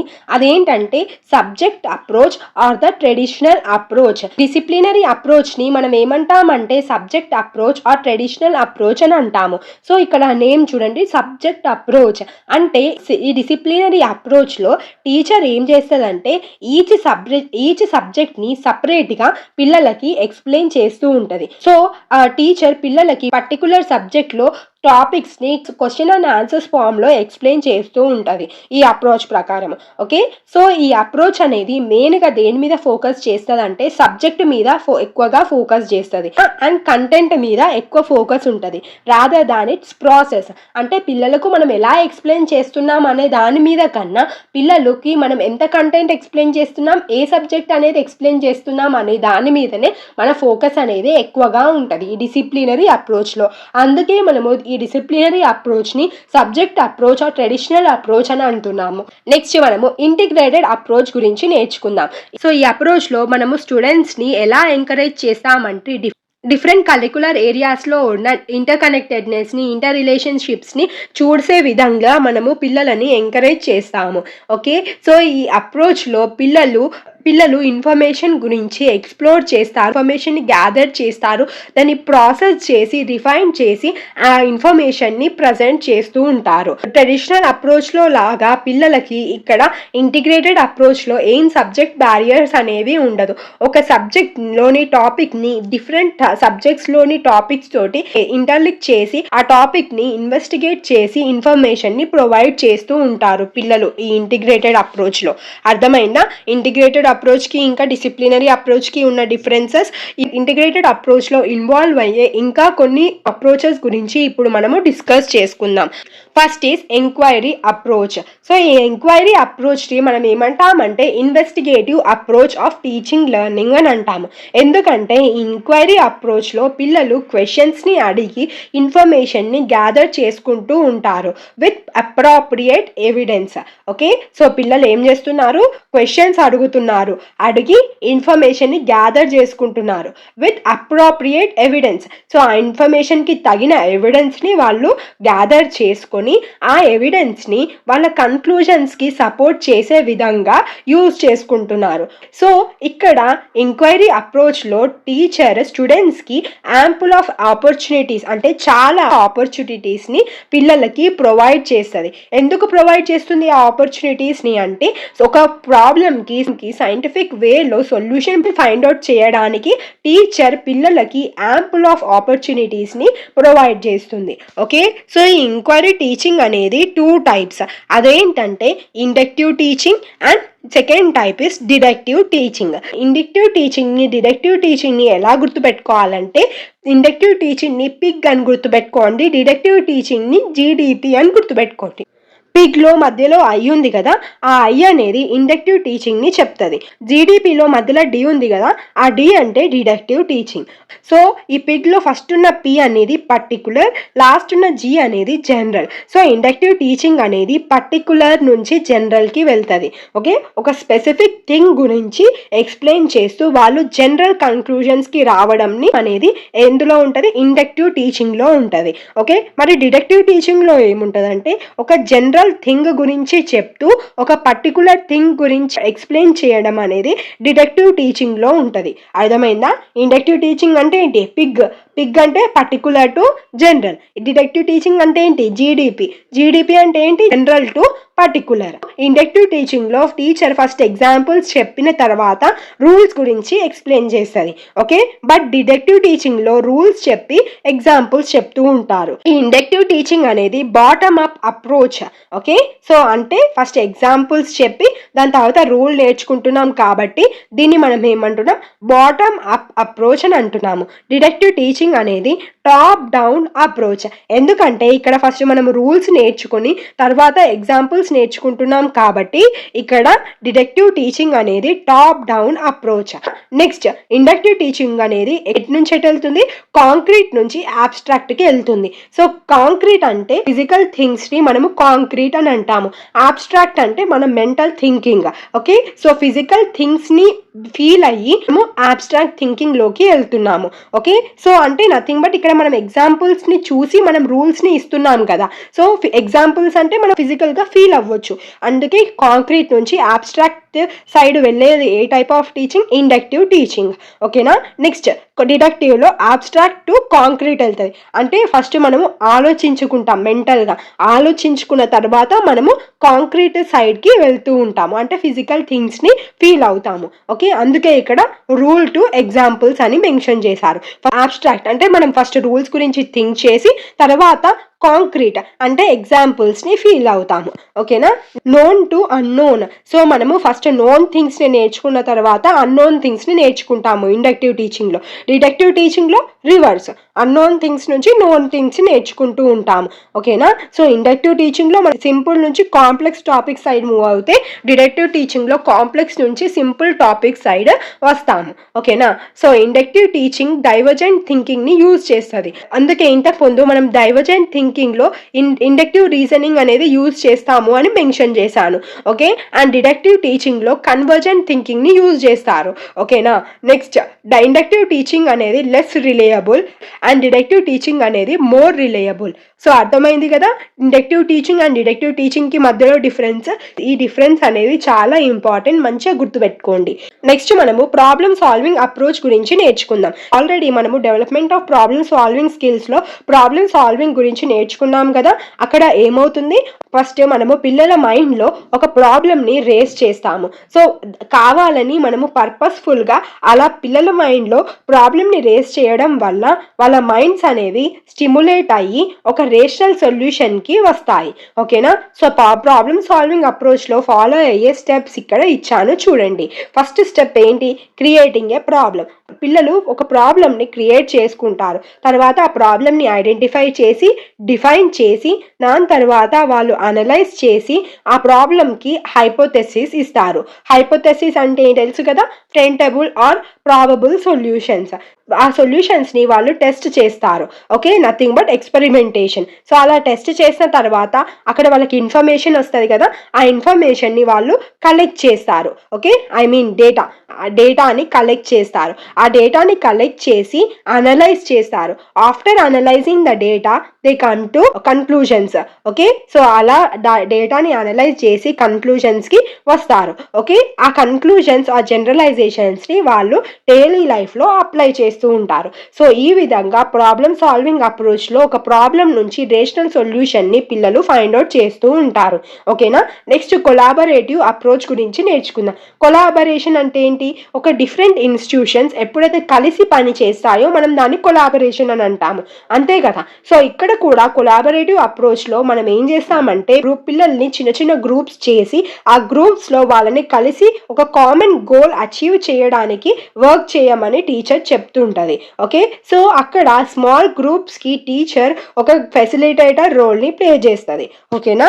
Next experiential learning approach. So ఈ లెర్నింగ్ అప్రోచ్లో మనము ఒక పనిని చేసి డైరెక్ట్ ఎక్స్పీరియన్స్ త్రూ దాని గురించి నేర్చుకుంటాము. ఓకే, దీనివల్ల పిల్లలు వాళ్ళ ఓన్ ఎక్స్పీరియన్సెస్ నుంచి నేర్చుకోగలుగుతారు. అర్థమైందా?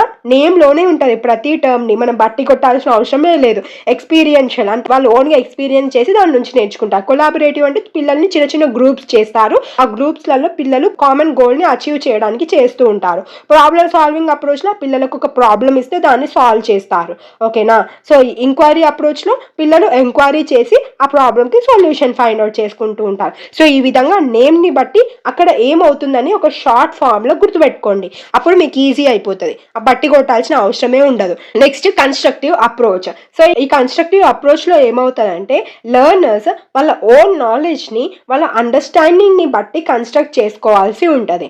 సో పిల్లలు వాళ్ళ ఓన్ అండర్స్టాండింగ్స్ని బట్టి నాలెడ్జ్ని కన్స్ట్రక్ట్ చేసుకుంటూ ఉంటారు ఈ కన్స్ట్రక్టివ్ అప్రోచ్లో. హోల్ ఫ్రై ఇచ్చిన 5E కన్స్ట్రక్టివ్ మోడల్ గురించి డిస్కస్ చేద్దాం. ఓకే, సో ఈ 5E కన్స్ట్రక్టివ్ మోడల్లో 5 E's ఉంటాయి. First one is engage, second one is explore, third is explain, fourth is elaborate and fifth one is evaluate. Engage చేయాలి, తర్వాత explore చేయాలి, తర్వాత దాని గురించి ఎక్స్ప్లెయిన్ చేసి ఎలాబొరేట్ చేసిన తర్వాత దాన్ని ఎవాల్యుయేట్ చేయడం అనేది ఉంటుంది. అర్థమైందా? అప్రోచెస్ ఆర్ ఇంటిగ్రేటెడ్ అప్రోచ్ గురించి నెక్స్ట్ మనము ఫిఫ్త్ టాపిక్ గురించి నేర్చుకుంటున్నాం. అదేంటంటే మెథడ్స్ ఆఫ్ సైన్స్. ఓకేనా? సో ఈ మెథడ్స్ ఆఫ్ సైన్స్లో మనము నేర్చుకోబోయే మెథడ్స్ వచ్చేసి అంటే discovery method, observation method, project method, lecture method, demonstration method, lecture come demonstration method, laboratory method, problem solving method, inductive method, deductive method, playway method and peer tutoring. So ఈ అన్ని methods గురించి మనం ఇప్పుడు నేర్చుకోబోతున్నాం. ఓకేనా? All these methods of science teaching can be classified into 2 types. So ఇంతకు ముందు ఒక list చెప్పాను కదా, ఆ లిస్ట్ ఆఫ్ మెథడ్స్ అనేవి సైన్స్లో మనం యూజ్ చేస్తాము. మెథడ్స్ ఆఫ్ టీచింగ్ సైన్స్ని మనము 2 టైప్స్గా క్లాసిఫై చేసాము. అవేంటంటే teacher centred and pupil centred or learner centred. మనకి ఇచ్చిన మెథడ్స్లలో ఏ మెథడ్స్ అయితే టీచర్ యాక్టివ్ రోల్ని ప్లే చేస్తాయో ఆ మెథడ్స్ని మనము టీచర్ సెంటర్డ్ మెథడ్స్ అంటాము. అండ్ ఏ మెథడ్స్లోనైతే పిల్లలు యాక్టివ్ రోల్ని ప్లే చేస్తారో ఆ మెథడ్స్ని మనము pupil centred or learner centred methods అని అంటాము. ఫస్ట్ డిస్కవరీ మెథడ్ గురించి నేర్చుకుందాం. సో ఈ డిస్కవరీ మెథడ్లో టీచర్ ఏం చేస్తుంది అంటే పిల్లలకి ఒక ప్రాబ్లమ్ని ఇస్తుంది. ప్రాబ్లమ్ని ఇచ్చి ఆ టీచర్ సైడ్లో నిల్చొని వాళ్ళు ఆ ప్రాబ్లమ్ని ఎలా చేస్తున్నారు అనేది చూస్తూ ఉంటారు. ఓకేనా? సో ఈ పిల్లలు ఆ ప్రాబ్లమ్కి ఆన్సర్ని డిస్కవర్ చేయాల్సి ఉంటుంది. టీచర్ ఎప్పుడు పిల్లలకి హెల్ప్ చేస్తుందంటే ఈ పిల్లలు ఎప్పుడైతే డిఫికల్టీని ఫేస్ చేస్తారో అప్పుడు మాత్రమే టీచర్ వాళ్ళకి హెల్ప్ చేస్తుంది. సింపుల్ థింగ్స్కి టీచర్ పిల్లలకి హెల్ప్ చేయదు. అంటే ఇక్కడ ఈ డిస్కవరీ మెథడ్లో పిల్లలు యాక్టివ్ రోల్ని ప్లే చేస్తున్నారు కాబట్టి ఈ డిస్కవరీ మెథడ్ అనేది ప్యూపుల్ సెంటర్డ్ మెథడ్కి ఎగ్జాంపుల్. ఓకేనా, అర్థమైంది కదా. ఈ డిస్కవరీ మెథడ్ని హ్యూరిస్టిక్ మెథడ్ అని కూడా అంటారు. హ్యూరిస్టిక్ మెథడ్లో హ్యూరిస్టిక్ అనే వర్డ్కి మీనింగ్ ఏంటంటే టు డిస్కవర్. ఓకేనా, నెక్స్ట్ అబ్జర్వేషన్ మెథడ్ గురించి డిస్కస్ చేద్దాం. సో ఈ అబ్జర్వేషన్ మెథడ్లో పిల్లలు అబ్జర్వ్ చేసి నాలెడ్జ్ని అక్వైర్ చేస్తూ ఉంటారు. అర్థమైందా, ఇక్కడ కూడా పిల్లలే యాక్టివ్ రోల్ని ప్లే చేస్తున్నారు. చూడండి, students absorbs and acquires knowledge అంటే పిల్లలే యాక్టివ్ రోల్ని ప్లే చేస్తున్నారు కాబట్టి అబ్జర్వేషన్ మెథడ్ కూడా లెర్నర్ సెంట్రిక్ మెథడే. ఓకేనా, నెక్స్ట్ ప్రాజెక్ట్ మెథడ్. ఈ ప్రాజెక్ట్ మెథడ్లో పిల్లలు ఇన్వెస్టిగేషన్ చేసి డిస్కవరీ చేసి వాళ్ళకి తెలియని విషయాన్ని వాళ్ళు తెలుసుకుంటున్నారు. ఓకే, సో ఈ ప్రాజెక్ట్ మెథడ్లో కూడా పిల్లలే వాళ్ళకు వాళ్ళు ఇన్వెస్టిగేషన్ డిస్కవరీ చేసి తెలియని థింగ్ని నేర్చుకుంటున్నారు కాబట్టి ఈ ప్రాజెక్ట్ మెథడ్ కూడా ప్యూపల్ సెంట్రిక్ మెథడే. ఓకేనా, నెక్స్ట్ మేము లెక్చర్ మెథడ్ నేర్చుకుందాం. లెక్చర్ మెథడ్ అనేది చాలా oldest method of teaching.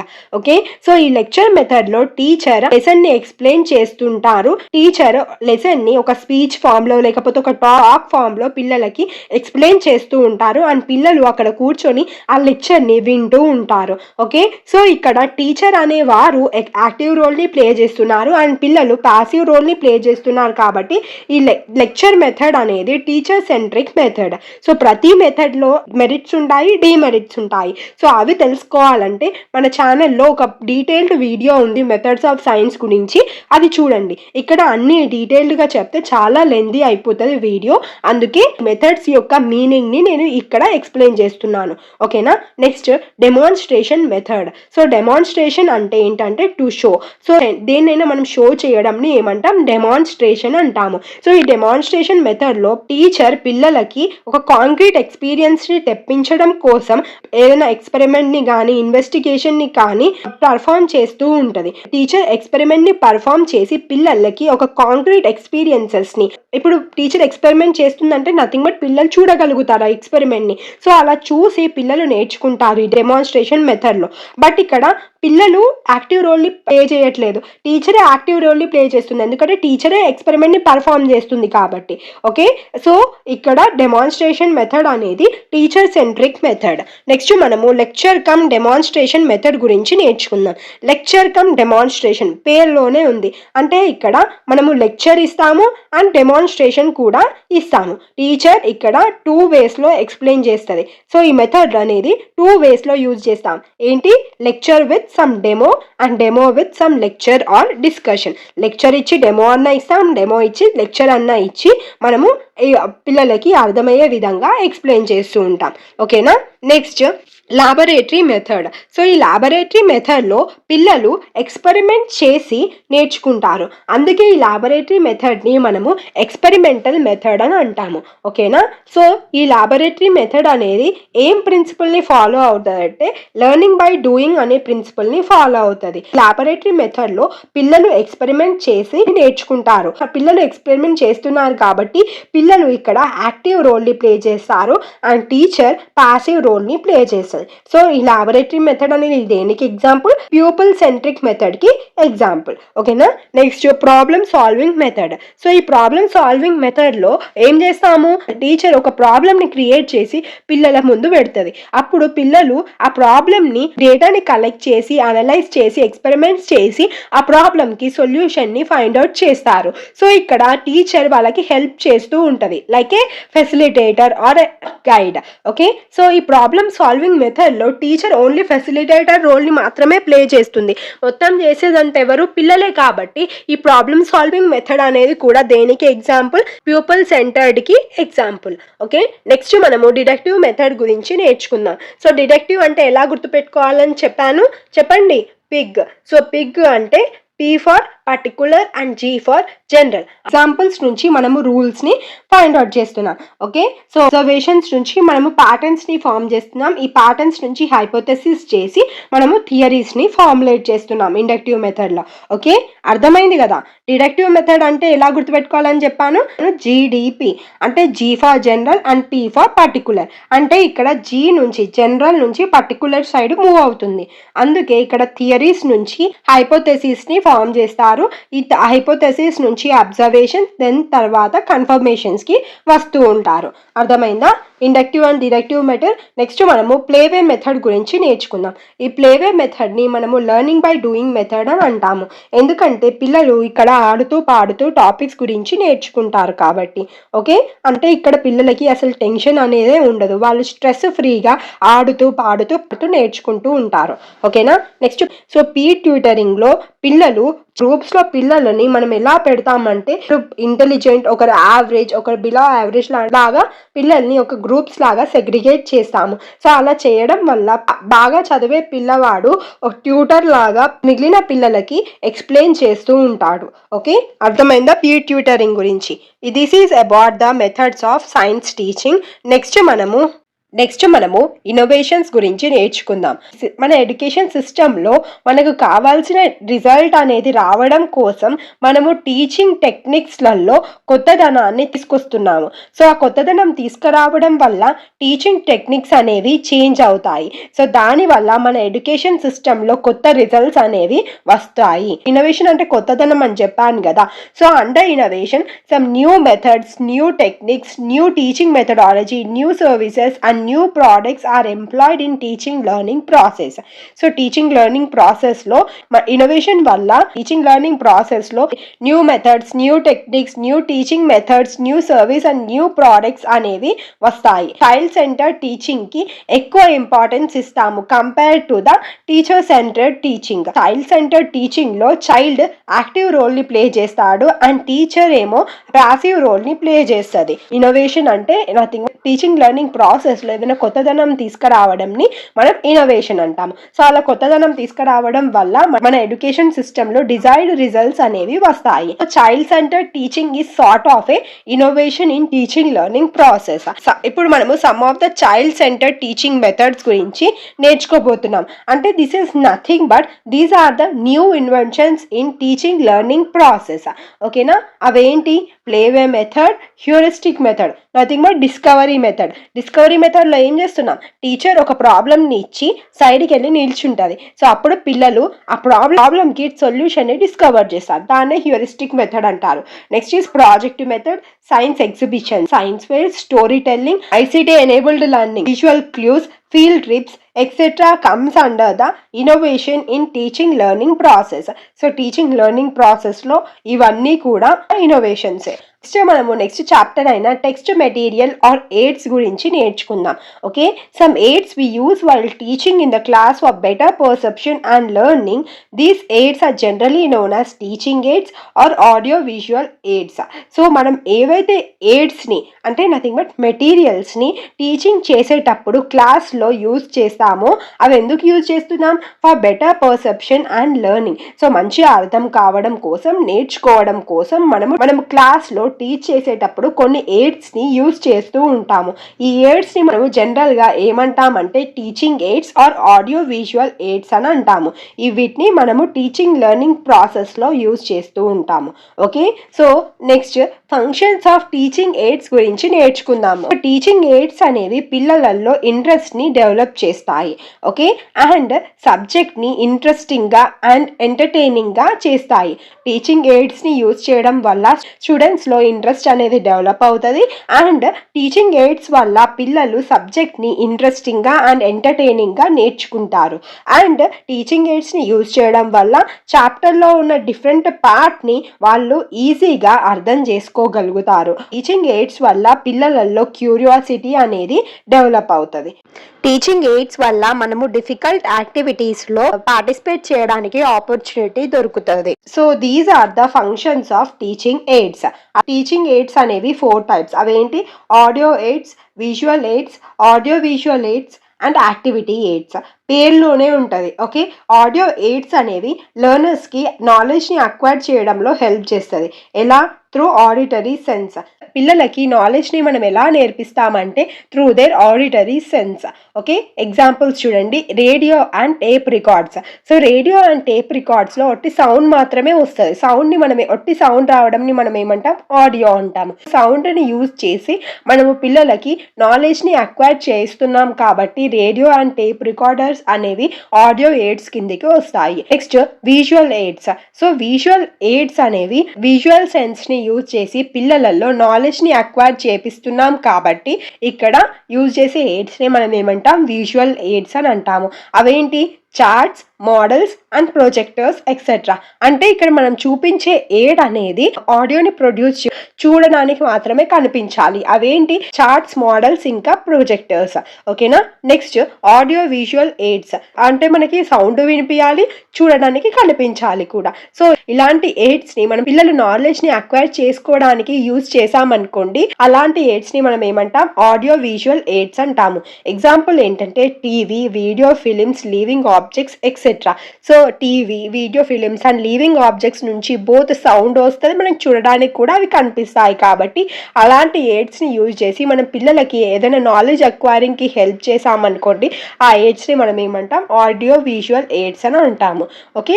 Next activity AIDS. So ఈ యాక్టివిటీ ఎయిడ్స్లో మనము పిల్లలకి కొన్ని యూస్ఫుల్ యాక్టివిటీస్ని ఇచ్చి దాంట్లో ఎంగేజ్ చేస్తాము. దానివల్ల పిల్లలు అక్కడ యాక్టివిటీ చేసి నాలెడ్జ్ని అక్వైర్ చేస్తారు. చేయించే ఎయిడ్స్ని మనం ఏమంటామంటే యాక్టివిటీ ఎయిడ్స్ అంటాము.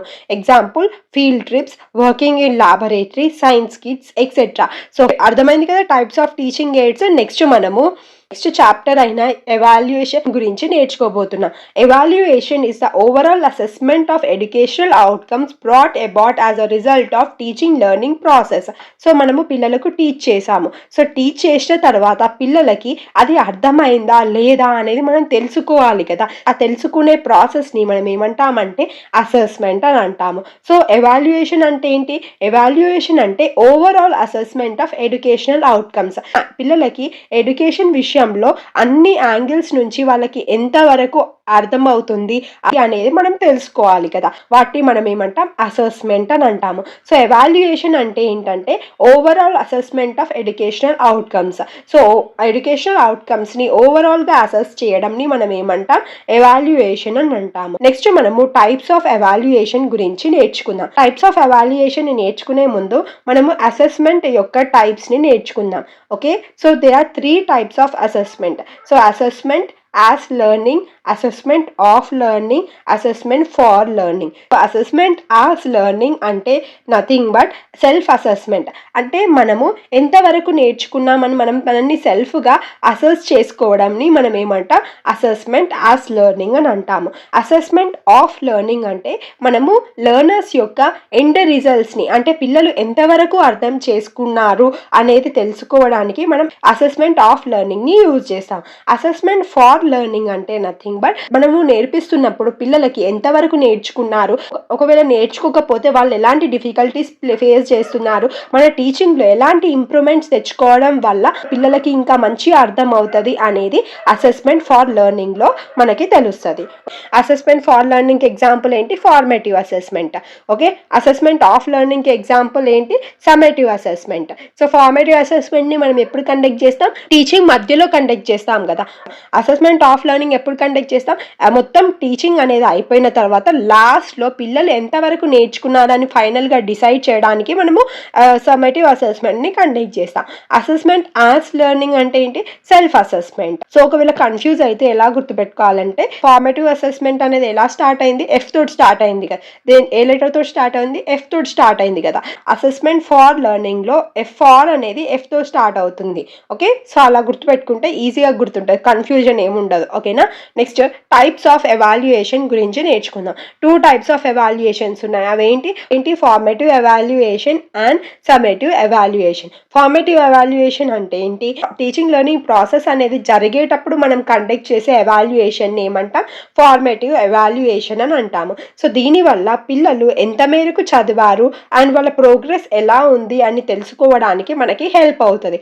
ఒకవేళ పిల్లలకి అర్థం అవ్వట్లేదు అనుకోండి, టీచింగ్ ప్రాసెస్ని, అదే టీచింగ్ మెథడ్స్ని చేంజ్ చేసుకోవచ్చు. ఓకే, అర్థమైందా? ఫార్మేటివ్ ఎవాల్యుయేషన్ అంటే ఏంటో. Next summative evaluation. So summative evaluation అనేది ఇన్స్ట్రక్షన్ అయిపోయిన తర్వాత లేకపోతే లెసన్ ఆర్ యూనిట్ అయిపోయిన తర్వాత కండక్ట్ చేస్తాము.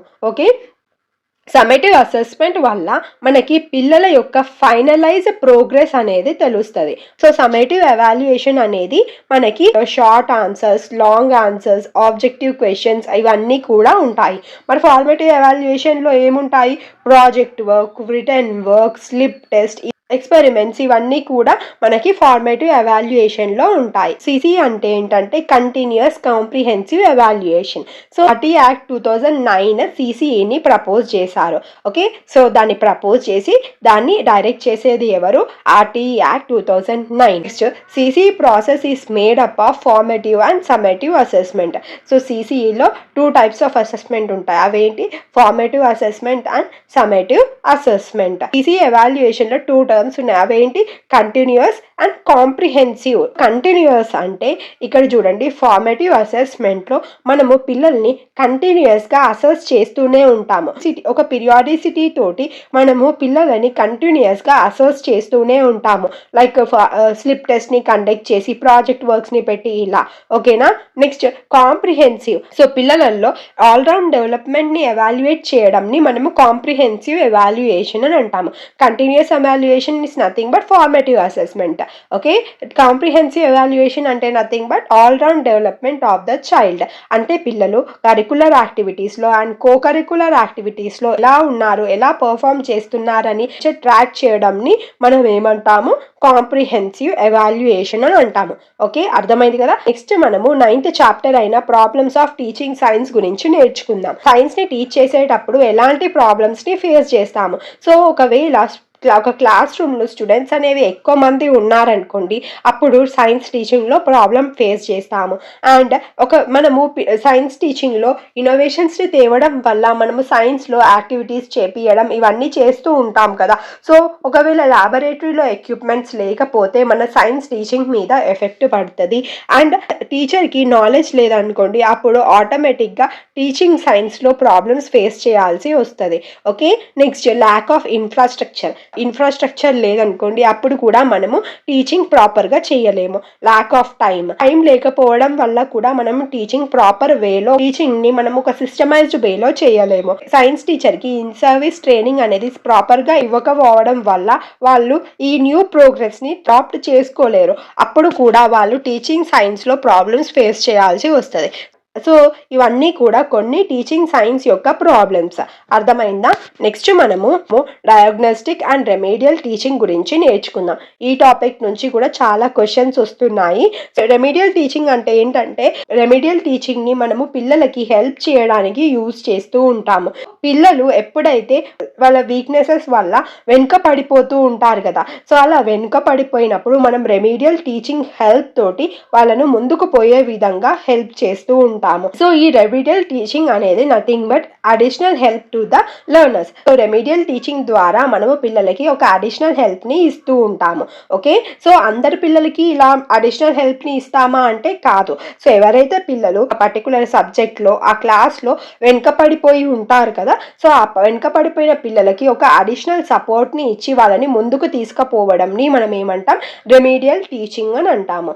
సో పిల్లలు ఏ విషయం వల్ల వెనుకపడిపోతున్నారు అని రికగ్నైజ్ చేయడం ని మనం ఏమంటాం? డయాగ్నోస్టిక్ టీచింగ్ అని అంటాము. పిల్లలు ఏ విషయం వల్ల వెనుకపడిపోతున్నారు అండ్ మనము వాళ్ళని ఎలా ట్రీట్ చేయాలి, ఎలా ట్రీట్ చేయడం వల్ల వాళ్ళు ముందుకు పోతారు, సో దాని గురించి చెప్పేది ఏంటి? Diagnostic teaching. అర్థమైంది కదా డయాగ్నోస్టిక్ అండ్ రెమెడియల్ టీచింగ్ గురించి. సో నెక్స్ట్ మనము ఆబ్జెక్టివ్స్ ఆఫ్ రెమెడియల్ టీచింగ్ గురించి నేర్చుకుందాం. పిల్లల వీక్నెస్ ని ఓవర్కమ్ చేసి ముందుకు వెళ్ళడానికి మనం రెమెడియల్ మెజర్స్ ఇస్తున్నాం కదా. సో ఆ రెమెడియల్ మెజర్స్ అనేవి ఎలా ఉండాలంటే, పిల్లల యొక్క లెర్నింగ్ ఇంట్రెస్ట్ అనేది ఎన్హాన్స్ అయ్యేలాగా ఉండాలి. Remove problems regarding language. So పిల్లలకి లాంగ్వేజ్ వల్ల ఏదైనా ప్రాబ్లం ఉండి వాళ్ళు వెనుక పడిపోయారనుకోండి, అప్పుడు మనము ఆ లాంగ్వేజ్ ప్రాబ్లమ్ని రిమూవ్ చేసి వాళ్ళకు అర్థమయ్యే లాంగ్వేజ్లో చెప్పి వాళ్ళను ముందుకు ప్రోగ్రెస్ అయ్యేలాగా చేయాలి. ఓకేనా? అండ్ కొంతమంది పిల్లలకి చాలా నాలెడ్జ్ ఉంటుంది, ఈవెన్తో వాళ్ళకి అంత నాలెడ్జ్ ఉన్నా కానీ కాన్ఫిడెన్స్ లేకపోవడం వల్ల వాళ్ళు వెనుకబడిపోతూ ఉంటారు. సో అప్పుడు అలాంటి పిల్లలకి మనం ఎలాంటి రెమీడియల్ మెజర్స్ ఇవ్వాలంటే వాళ్ళలో కాన్ఫిడెన్స్ అనేది, సెల్ఫ్ కాన్ఫిడెన్స్ అనేది బిల్డ్ అయ్యే విధంగా మనము వాళ్ళకి రెమీడియల్ మెజర్స్ ఇస్తూ ఉండాలి. ఓకే, అండ్ పిల్లలలో మనము ఇంటర్పర్సనల్ అండ్ ఇంట్రాపర్సనల్ స్కిల్స్ని డెవలప్ చేయాలి. ఓకే, పిల్లలకి మంచి మోటివేషన్ ఇవ్వడం వల్ల వాళ్ళ మీద వాళ్ళకు సెల్ఫ్ కాన్ఫిడెన్స్ వచ్చి వాళ్ళ వీక్నెస్ నుంచి వాళ్ళు ఓవర్కమ్ అవ్వగలుగుతారు. ఓకేనా. Next, develop critical thinking. పిల్లలలో క్రిటికల్ థింకింగ్ అనేది డెవలప్ అవ్వాలి. సో అలా డెవలప్ అయినప్పుడు వాళ్ళకి ఏదైనా ప్రాబ్లం వచ్చింది అనుకోండి, ఆ ప్రాబ్లంకి డిఫరెంట్ టైప్స్ ఆఫ్ సొల్యూషన్స్ని వాళ్ళు ఓన్గా సాల్వ్ చేసుకుంటారు. ఆ టైప్ ఆఫ్ థింకింగ్ని మనం ఏమంటాం, క్రిటికల్ థింకింగ్ అని అంటాము. పిల్లలలో క్రియేటివిటీని, సెల్ఫ్ లెర్నింగ్ని, ఇండిపెండెంట్ మైండ్ సెట్ని మనము డెవలప్ చేయాలి. సో దానివల్ల పిల్లలు చదువులో వెనుకబడిపోయినా కానీ ఈ మెజర్స్ ద్వారా మనం ముందుకు తీసుకుపోవచ్చు. ఓకేనా, అర్థమైందా రెమీడియల్ టీచింగ్ గురించి? NCF 2005 గురించి నేర్చుకుందాం. NCF అంటే ఏంటంటే national curriculum framework. NCF 2005 recommend చేసే కరికులం ఎలాగుండాలంటే, సో ఆ కరికులం వల్ల పిల్లలలో క్యూరియాసిటీ అనేది నర్చర్ అవ్వాలి. ఓకే, సో క్యూరియాసిటీ అంటే ఏదైనా కొత్త వస్తువుల గురించి తెలుసుకోవడంని మనం క్యూరియాసిటీ అంటాం. కరికులం అనేది పిల్లలలో క్యూరియాసిటీని నర్చర్ చేసే విధంగా ఉండాలి. అండ్ పిల్లలు ఏదైనా ఒక వస్తువును చూసినప్పుడు దానికి అది ఎలా వస్తుంది, ఎందుకు వస్తుంది అని వాళ్ళ మైండ్లో క్వశ్చన్స్ రేస్ చేసే విధంగా ఉండాలి.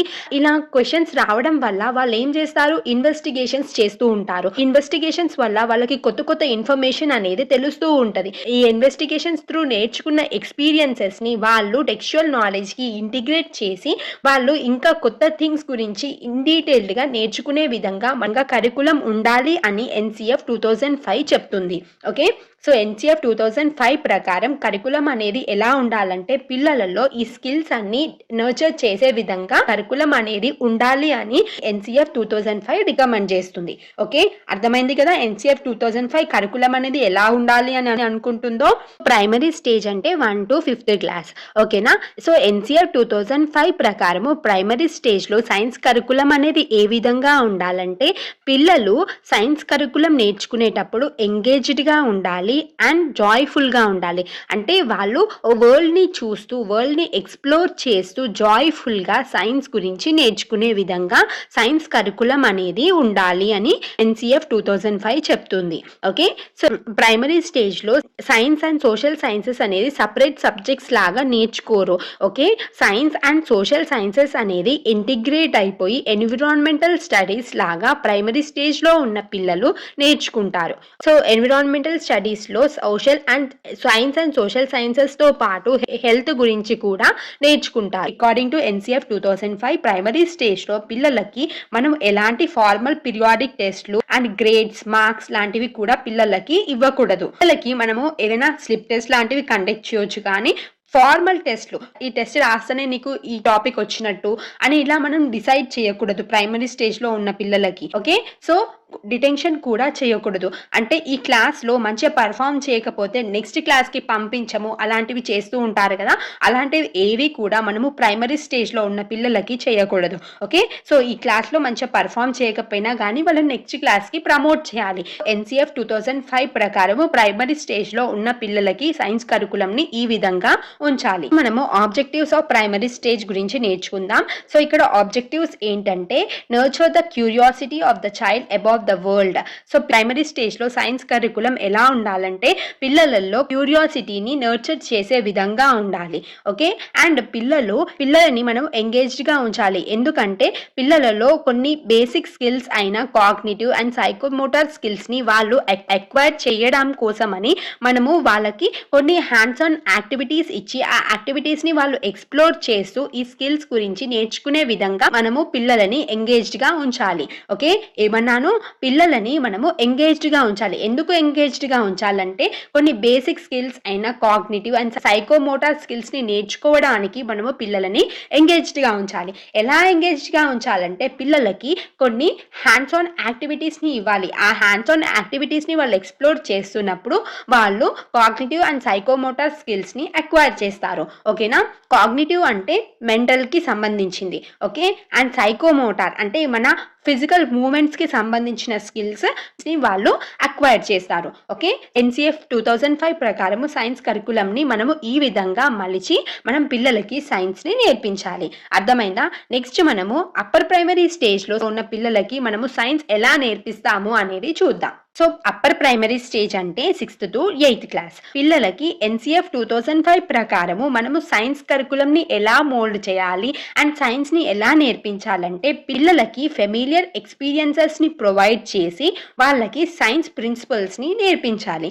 ఓకే, సో అలా ఫెమిలియర్ ఎక్స్పీరియన్సెస్ ఎలా ఇవ్వగలుగుతామంటే పిల్లలకి మనము ప్రాజెక్ట్స్ ఇచ్చి వాళ్ళని ఆ ప్రాజెక్ట్స్ని తయారు చేయమని వదిలేయాలి. సో వాళ్ళు ఎప్పుడైతే ఆ ప్రాజెక్ట్స్ని తయారు చేస్తారో అప్పుడు వాళ్ళకి సైన్స్ వెనుక ఉన్న ప్రిన్సిపల్స్ గురించి అర్థమవుతాయి. సో పిల్లలని మనం ఇలా ఎంగేజ్డ్గా ఉంచి వాళ్ళకి సైన్స్ గురించి నేర్పించాలి. మంచిగా గుర్తుపెట్టుకోండి. అప్పర్ ప్రైమరీ స్టేజ్లో ఉన్న పిల్లలకి మనం ఏం చేస్తున్నాం, చిన్న ఎక్స్పెరిమెంట్కి కావాల్సిన మోడల్స్ని క్రియేట్ చేయమని చెప్తున్నాము. అండ్ వాళ్ళకి ఇలా చేయడం వల్ల వాళ్ళకి కొన్ని ఫెమిలియర్ ఎక్స్పీరియన్సెస్ కలిగి వాళ్ళు సైన్స్ ప్రిన్సిపల్స్ గురించి నేర్చుకుంటున్నారు. ఓకే, ఇది ఈ విధంగా అప్పర్ ప్రైమరీ స్టేజ్లో ఉన్న పిల్లలు ఎంగేజ్డ్గా ఉండి సైన్స్ గురించి నేర్చుకుంటున్నారు. ఓకే, అర్థమైంది కదా?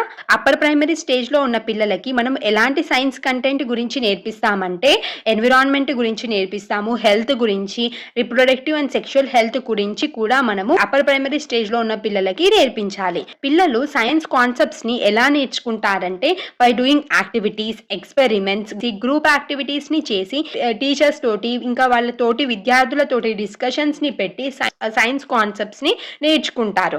ఓకేనా? సో వీళ్ళు ఇలా డిస్కషన్స్, యాక్టివిటీస్, ఎక్స్పెరిమెంట్స్ ని ఇవన్నీ చేసిన తర్వాత వాళ్ళు ఏం చేస్తారంటే ఇక్కడ నేర్చుకున్న నాలెడ్జ్ ని exhibitions and science fares through display చేస్తారు. సో ఇలా చేసి వాళ్ళు సైన్స్ కాన్సెప్ట్స్ గురించి నేర్చుకుంటారు. ఓకేనా? ఈ అప్పర్ ప్రైమరీ స్టేజ్ లో ఉన్న పిల్లలకి మేము పీరియాడిక్ టెస్ట్లు పెట్టాలి. టెస్ట్ పెట్టిన తర్వాత ఆ మార్క్స్ వస్తాయి కదా, ఆ మార్క్స్ ని బట్టి వాళ్ళకి ఒక గ్రేడ్స్ ని అలాట్ చేయాలి. ప్రైమరీ స్టేజ్ లో ఉన్న పిల్లలకి మనము ఫార్మల్ పీరియాడిక్ టెస్ట్ ని కండక్ట్ చేయము అండ్ వాళ్ళకి గ్రేడ్స్, రివార్డ్స్ ఇట్లాంటివి ఏమీ ఇవ్వము. బట్ అప్పర్ ప్రైమరీ స్టేజ్ లో ఉన్న పిల్లలకి మనము పీరియాడిక్ టెస్ట్ ని కండక్ట్ చేయాలి అండ్ టెస్ట్ ని కండక్ట్ చేసిన తర్వాత ఆ మార్క్స్ కి తగిన గ్రేడ్ ని అలాట్ చేయాలి. బట్ వాళ్ళని డిటెన్షన్ చేయకూడదు. వాళ్ళు సపోజ్ 6th క్లాస్ లో ఫెయిల్ అయినా కానీ వాళ్ళని నెక్స్ట్ క్లాస్ కి ప్రమోట్ చేయాలి.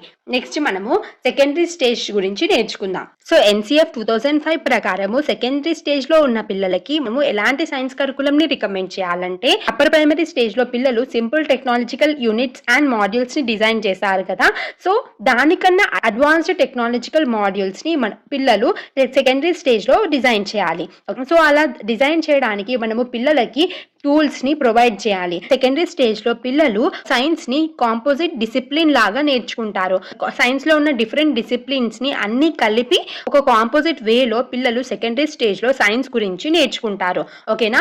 సిస్టమేటిక్ ఎక్స్పెరిమెంటేషన్ త్రూ వాళ్ళు థియరిటికల్ ప్రిన్సిపల్స్ ని వెరిఫై చేస్తారు అండ్ లోకలీ సిగ్నిఫికెంట్ ప్రాజెక్ట్స్ ఉంటాయి కదా, ఆ ప్రాజెక్ట్స్లలో సైన్స్ అండ్ టెక్నాలజీని ఇన్వాల్వ్ చేసి వాళ్ళు వర్క్ చేస్తారు. సో సెకండరీ స్టేజ్ అంటే like 9th and 10th class ని మనము సెకండరీ స్టేజ్ అని అంటాము. అర్థమైన ఎన్సిఎఫ్ 2005 ప్రకారము సెకండరీ స్టేజ్ లో పిల్లలకి ఎలాంటి సైన్స్ కరికులం ని రికమెండ్ చేయాలో, సో హయ్యర్ సెకండరీ స్టేజ్ లో ఎన్సిఎఫ్ 2005 ప్రకారము పిల్లలకి మనం ఎలాంటి సైన్స్ కరికులం ని రికమెండ్ చేయాలంటే పిల్లలకి మనము సైన్స్ ని సపరేట్ డిసిప్లిన్స్ లాగా ఇంట్రడ్యూస్ చేయాలి. అంటే సైన్స్ లో డిఫరెంట్ డిసిప్లిన్స్ ఉంటాయి కదా, like physics, chemistry, biology, zoology ఇట్లాంటివన్నీ. సో ఇవన్నిటిని సపరేట్ డిసిప్లిన్స్ లాగా పిల్లలకి హయ్యర్ సెకండరీ స్టేజ్ లో ఇంట్రడ్యూస్ చేయాలి. ఆ సపరేట్ డిసిప్లిన్స్ లో దేనికి ప్రాధాన్యత ఇవ్వాలంటే experiments, technology and problem solving కి మనము ప్రాధాన్యత ఇవ్వాలి. ఓకేనా? ఒక డిసిప్లిన్ లోని కోర్ టాపిక్స్ గురించి, ఆ డిసిప్లిన్ లో జరిగిన రీసెంట్ అడ్వాన్సెస్ గురించి క్లియర్ గా ఎక్స్ప్లెయిన్ చేసే విధంగా కరికులం ని మోల్డ్ చేయాలి.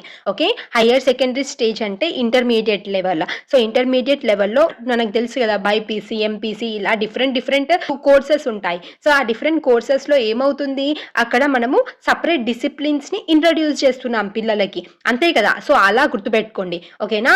సో ఇలా పిల్లలకి మనం సెపరేట్ డిసిప్లిన్స్ని ఇంట్రడ్యూస్ చేస్తాము అండ్ అక్కడ దేనికి ఇంపార్టెన్స్ ఇస్తామంటే ప్రాబ్లమ్ సాల్వింగ్కి, ఎక్స్పెరిమెంట్స్కి అండ్ టెక్నాలజీకి మనం ఇంపార్టెన్స్ ఇస్తాము. ఓకేనా. The national curriculum framework 2005 provides following guidelines for curriculum development. So curriculum development కోసం నేషనల్ కరికులం ఫ్రేమ్వర్క్ 2005 గైడ్ లైన్స్ని ప్రొవైడ్ చేస్తుంది. ఓకే, ఆ గైడ్ లైన్స్ ఏంటో ఇప్పుడు చూద్దాం. ఓకేనా. Connecting knowledge to life outside school. సో టెక్స్ట్ బుక్స్లలో నేర్చుకునే విషయమే కాకుండా పిల్లలకి స్కూల్ బయట డైలీ లైఫ్ యాక్టివిటీస్ ని కనెక్ట్ చేసి పిల్లలకి నాలెడ్జ్ ని నేర్పించడం. Ensuring the learning is shifted away from wrote method. So wrote method అంటే బట్టి కొట్టడం. ఓకే, సో ఇలా బట్టి కొట్టి నేర్చుకోవడం కాకుండా వాళ్ళకి కాన్సెప్ట్స్ ని అర్థం చేసుకొని నేర్పించే విధంగా మనము కరికులంని డెవలప్ చేయాలి అని NCF 2005 గైడ్ లైన్స్ ని ప్రొవైడ్ చేసింది. ఓకేనా.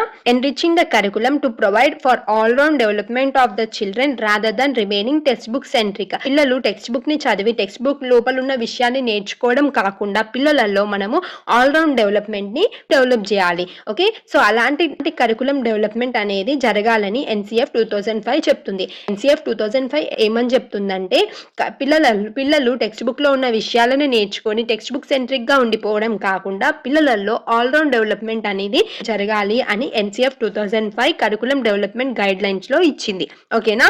Next, making examination more flexible and integrated into class room life. So examinations ని ఫ్లెక్సిబుల్ గా ఉంచాలి అండ్ క్లాస్ రూమ్ లైఫ్ కి మనము ఇంటిగ్రేట్ చేయాలి ఎగ్జామినేషన్స్ ని.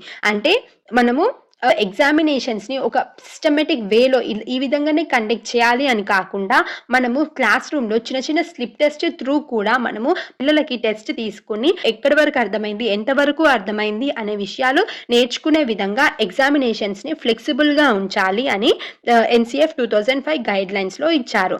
Okay, and nurturing overriding identity informed by caring concerns within the democratic policy of the country.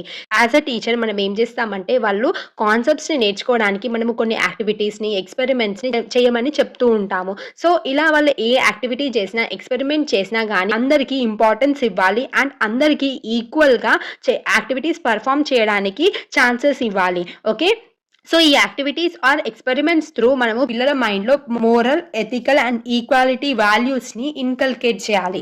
Okay, as per NCF 2005 good science curriculum అనేది చైల్డ్కి ట్రూగా ఉండాలి, లైఫ్కి ట్రూగా ఉండాలి అండ్ సైన్స్కి ట్రూగా ఉండాలి. Okay, good science education is true to child, true to life and true to science. ఓకేనా. This simple observation lead to the following basic criteria of validity of science curriculum. కరికులంలో ఉన్న వ్యాలిడిటీస్ గురించి ఇప్పుడు చూద్దాం. Okay, first is cognitive validity. So age appropriateness కి తగ్గట్టుగా మనము science కరికులంని డెవలప్ చేయాలి.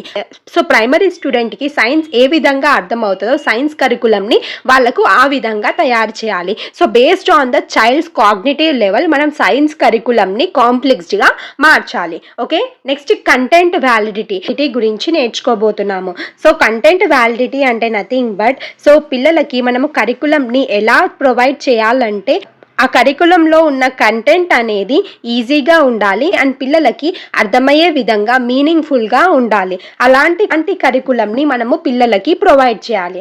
Okay, next process validity. So పిల్లలకి మనం ఎలాంటి సైన్స్ కరికులంని ఇంక్లూడ్ చేయాలంటే పిల్లలు ఆ సైన్స్ కరికులంలో ఎంగేజ్ అవ్వాలి, దానితో వాళ్ళు సైన్స్ నాలెడ్జ్ని జనరేట్ చేసుకోగలగాలి. Okay, next historical validity. So science curriculum అనేది హిస్టరీని ఇంక్లూడ్ చేయాలి. సో దానివల్ల సైన్స్ అనేది ఎలా ఎవాల్వ్ అయింది అనేది పిల్లలకి తెలుస్తుంది. ఓకేనా. Next environmental validity. So environmental validity అంటే సో సైన్స్ కరికులం అనేది ఎలా ఉండాలంటే పిల్లలు ఫస్ట్ సైన్స్లో నేర్పించిన విషయాలని పిల్లలు చుట్టూ ఉన్న ఎన్విరాన్మెంట్కి ఇంక్లూడ్ చేసే విధంగా ఉండాలి. దాని తర్వాత వాళ్ళు నెక్స్ట్ లెవెల్లో పిల్లలు దాన్ని గ్లోబల్గా కూడా రిలేట్ చేసే విధంగా ఉండాలి. సో దానివల్ల పిల్లలు సైన్స్, టెక్నాలజీ అండ్ సొసైటీ యొక్క రిలేషన్షిప్ వాళ్ళకి అర్థమవుతుంది.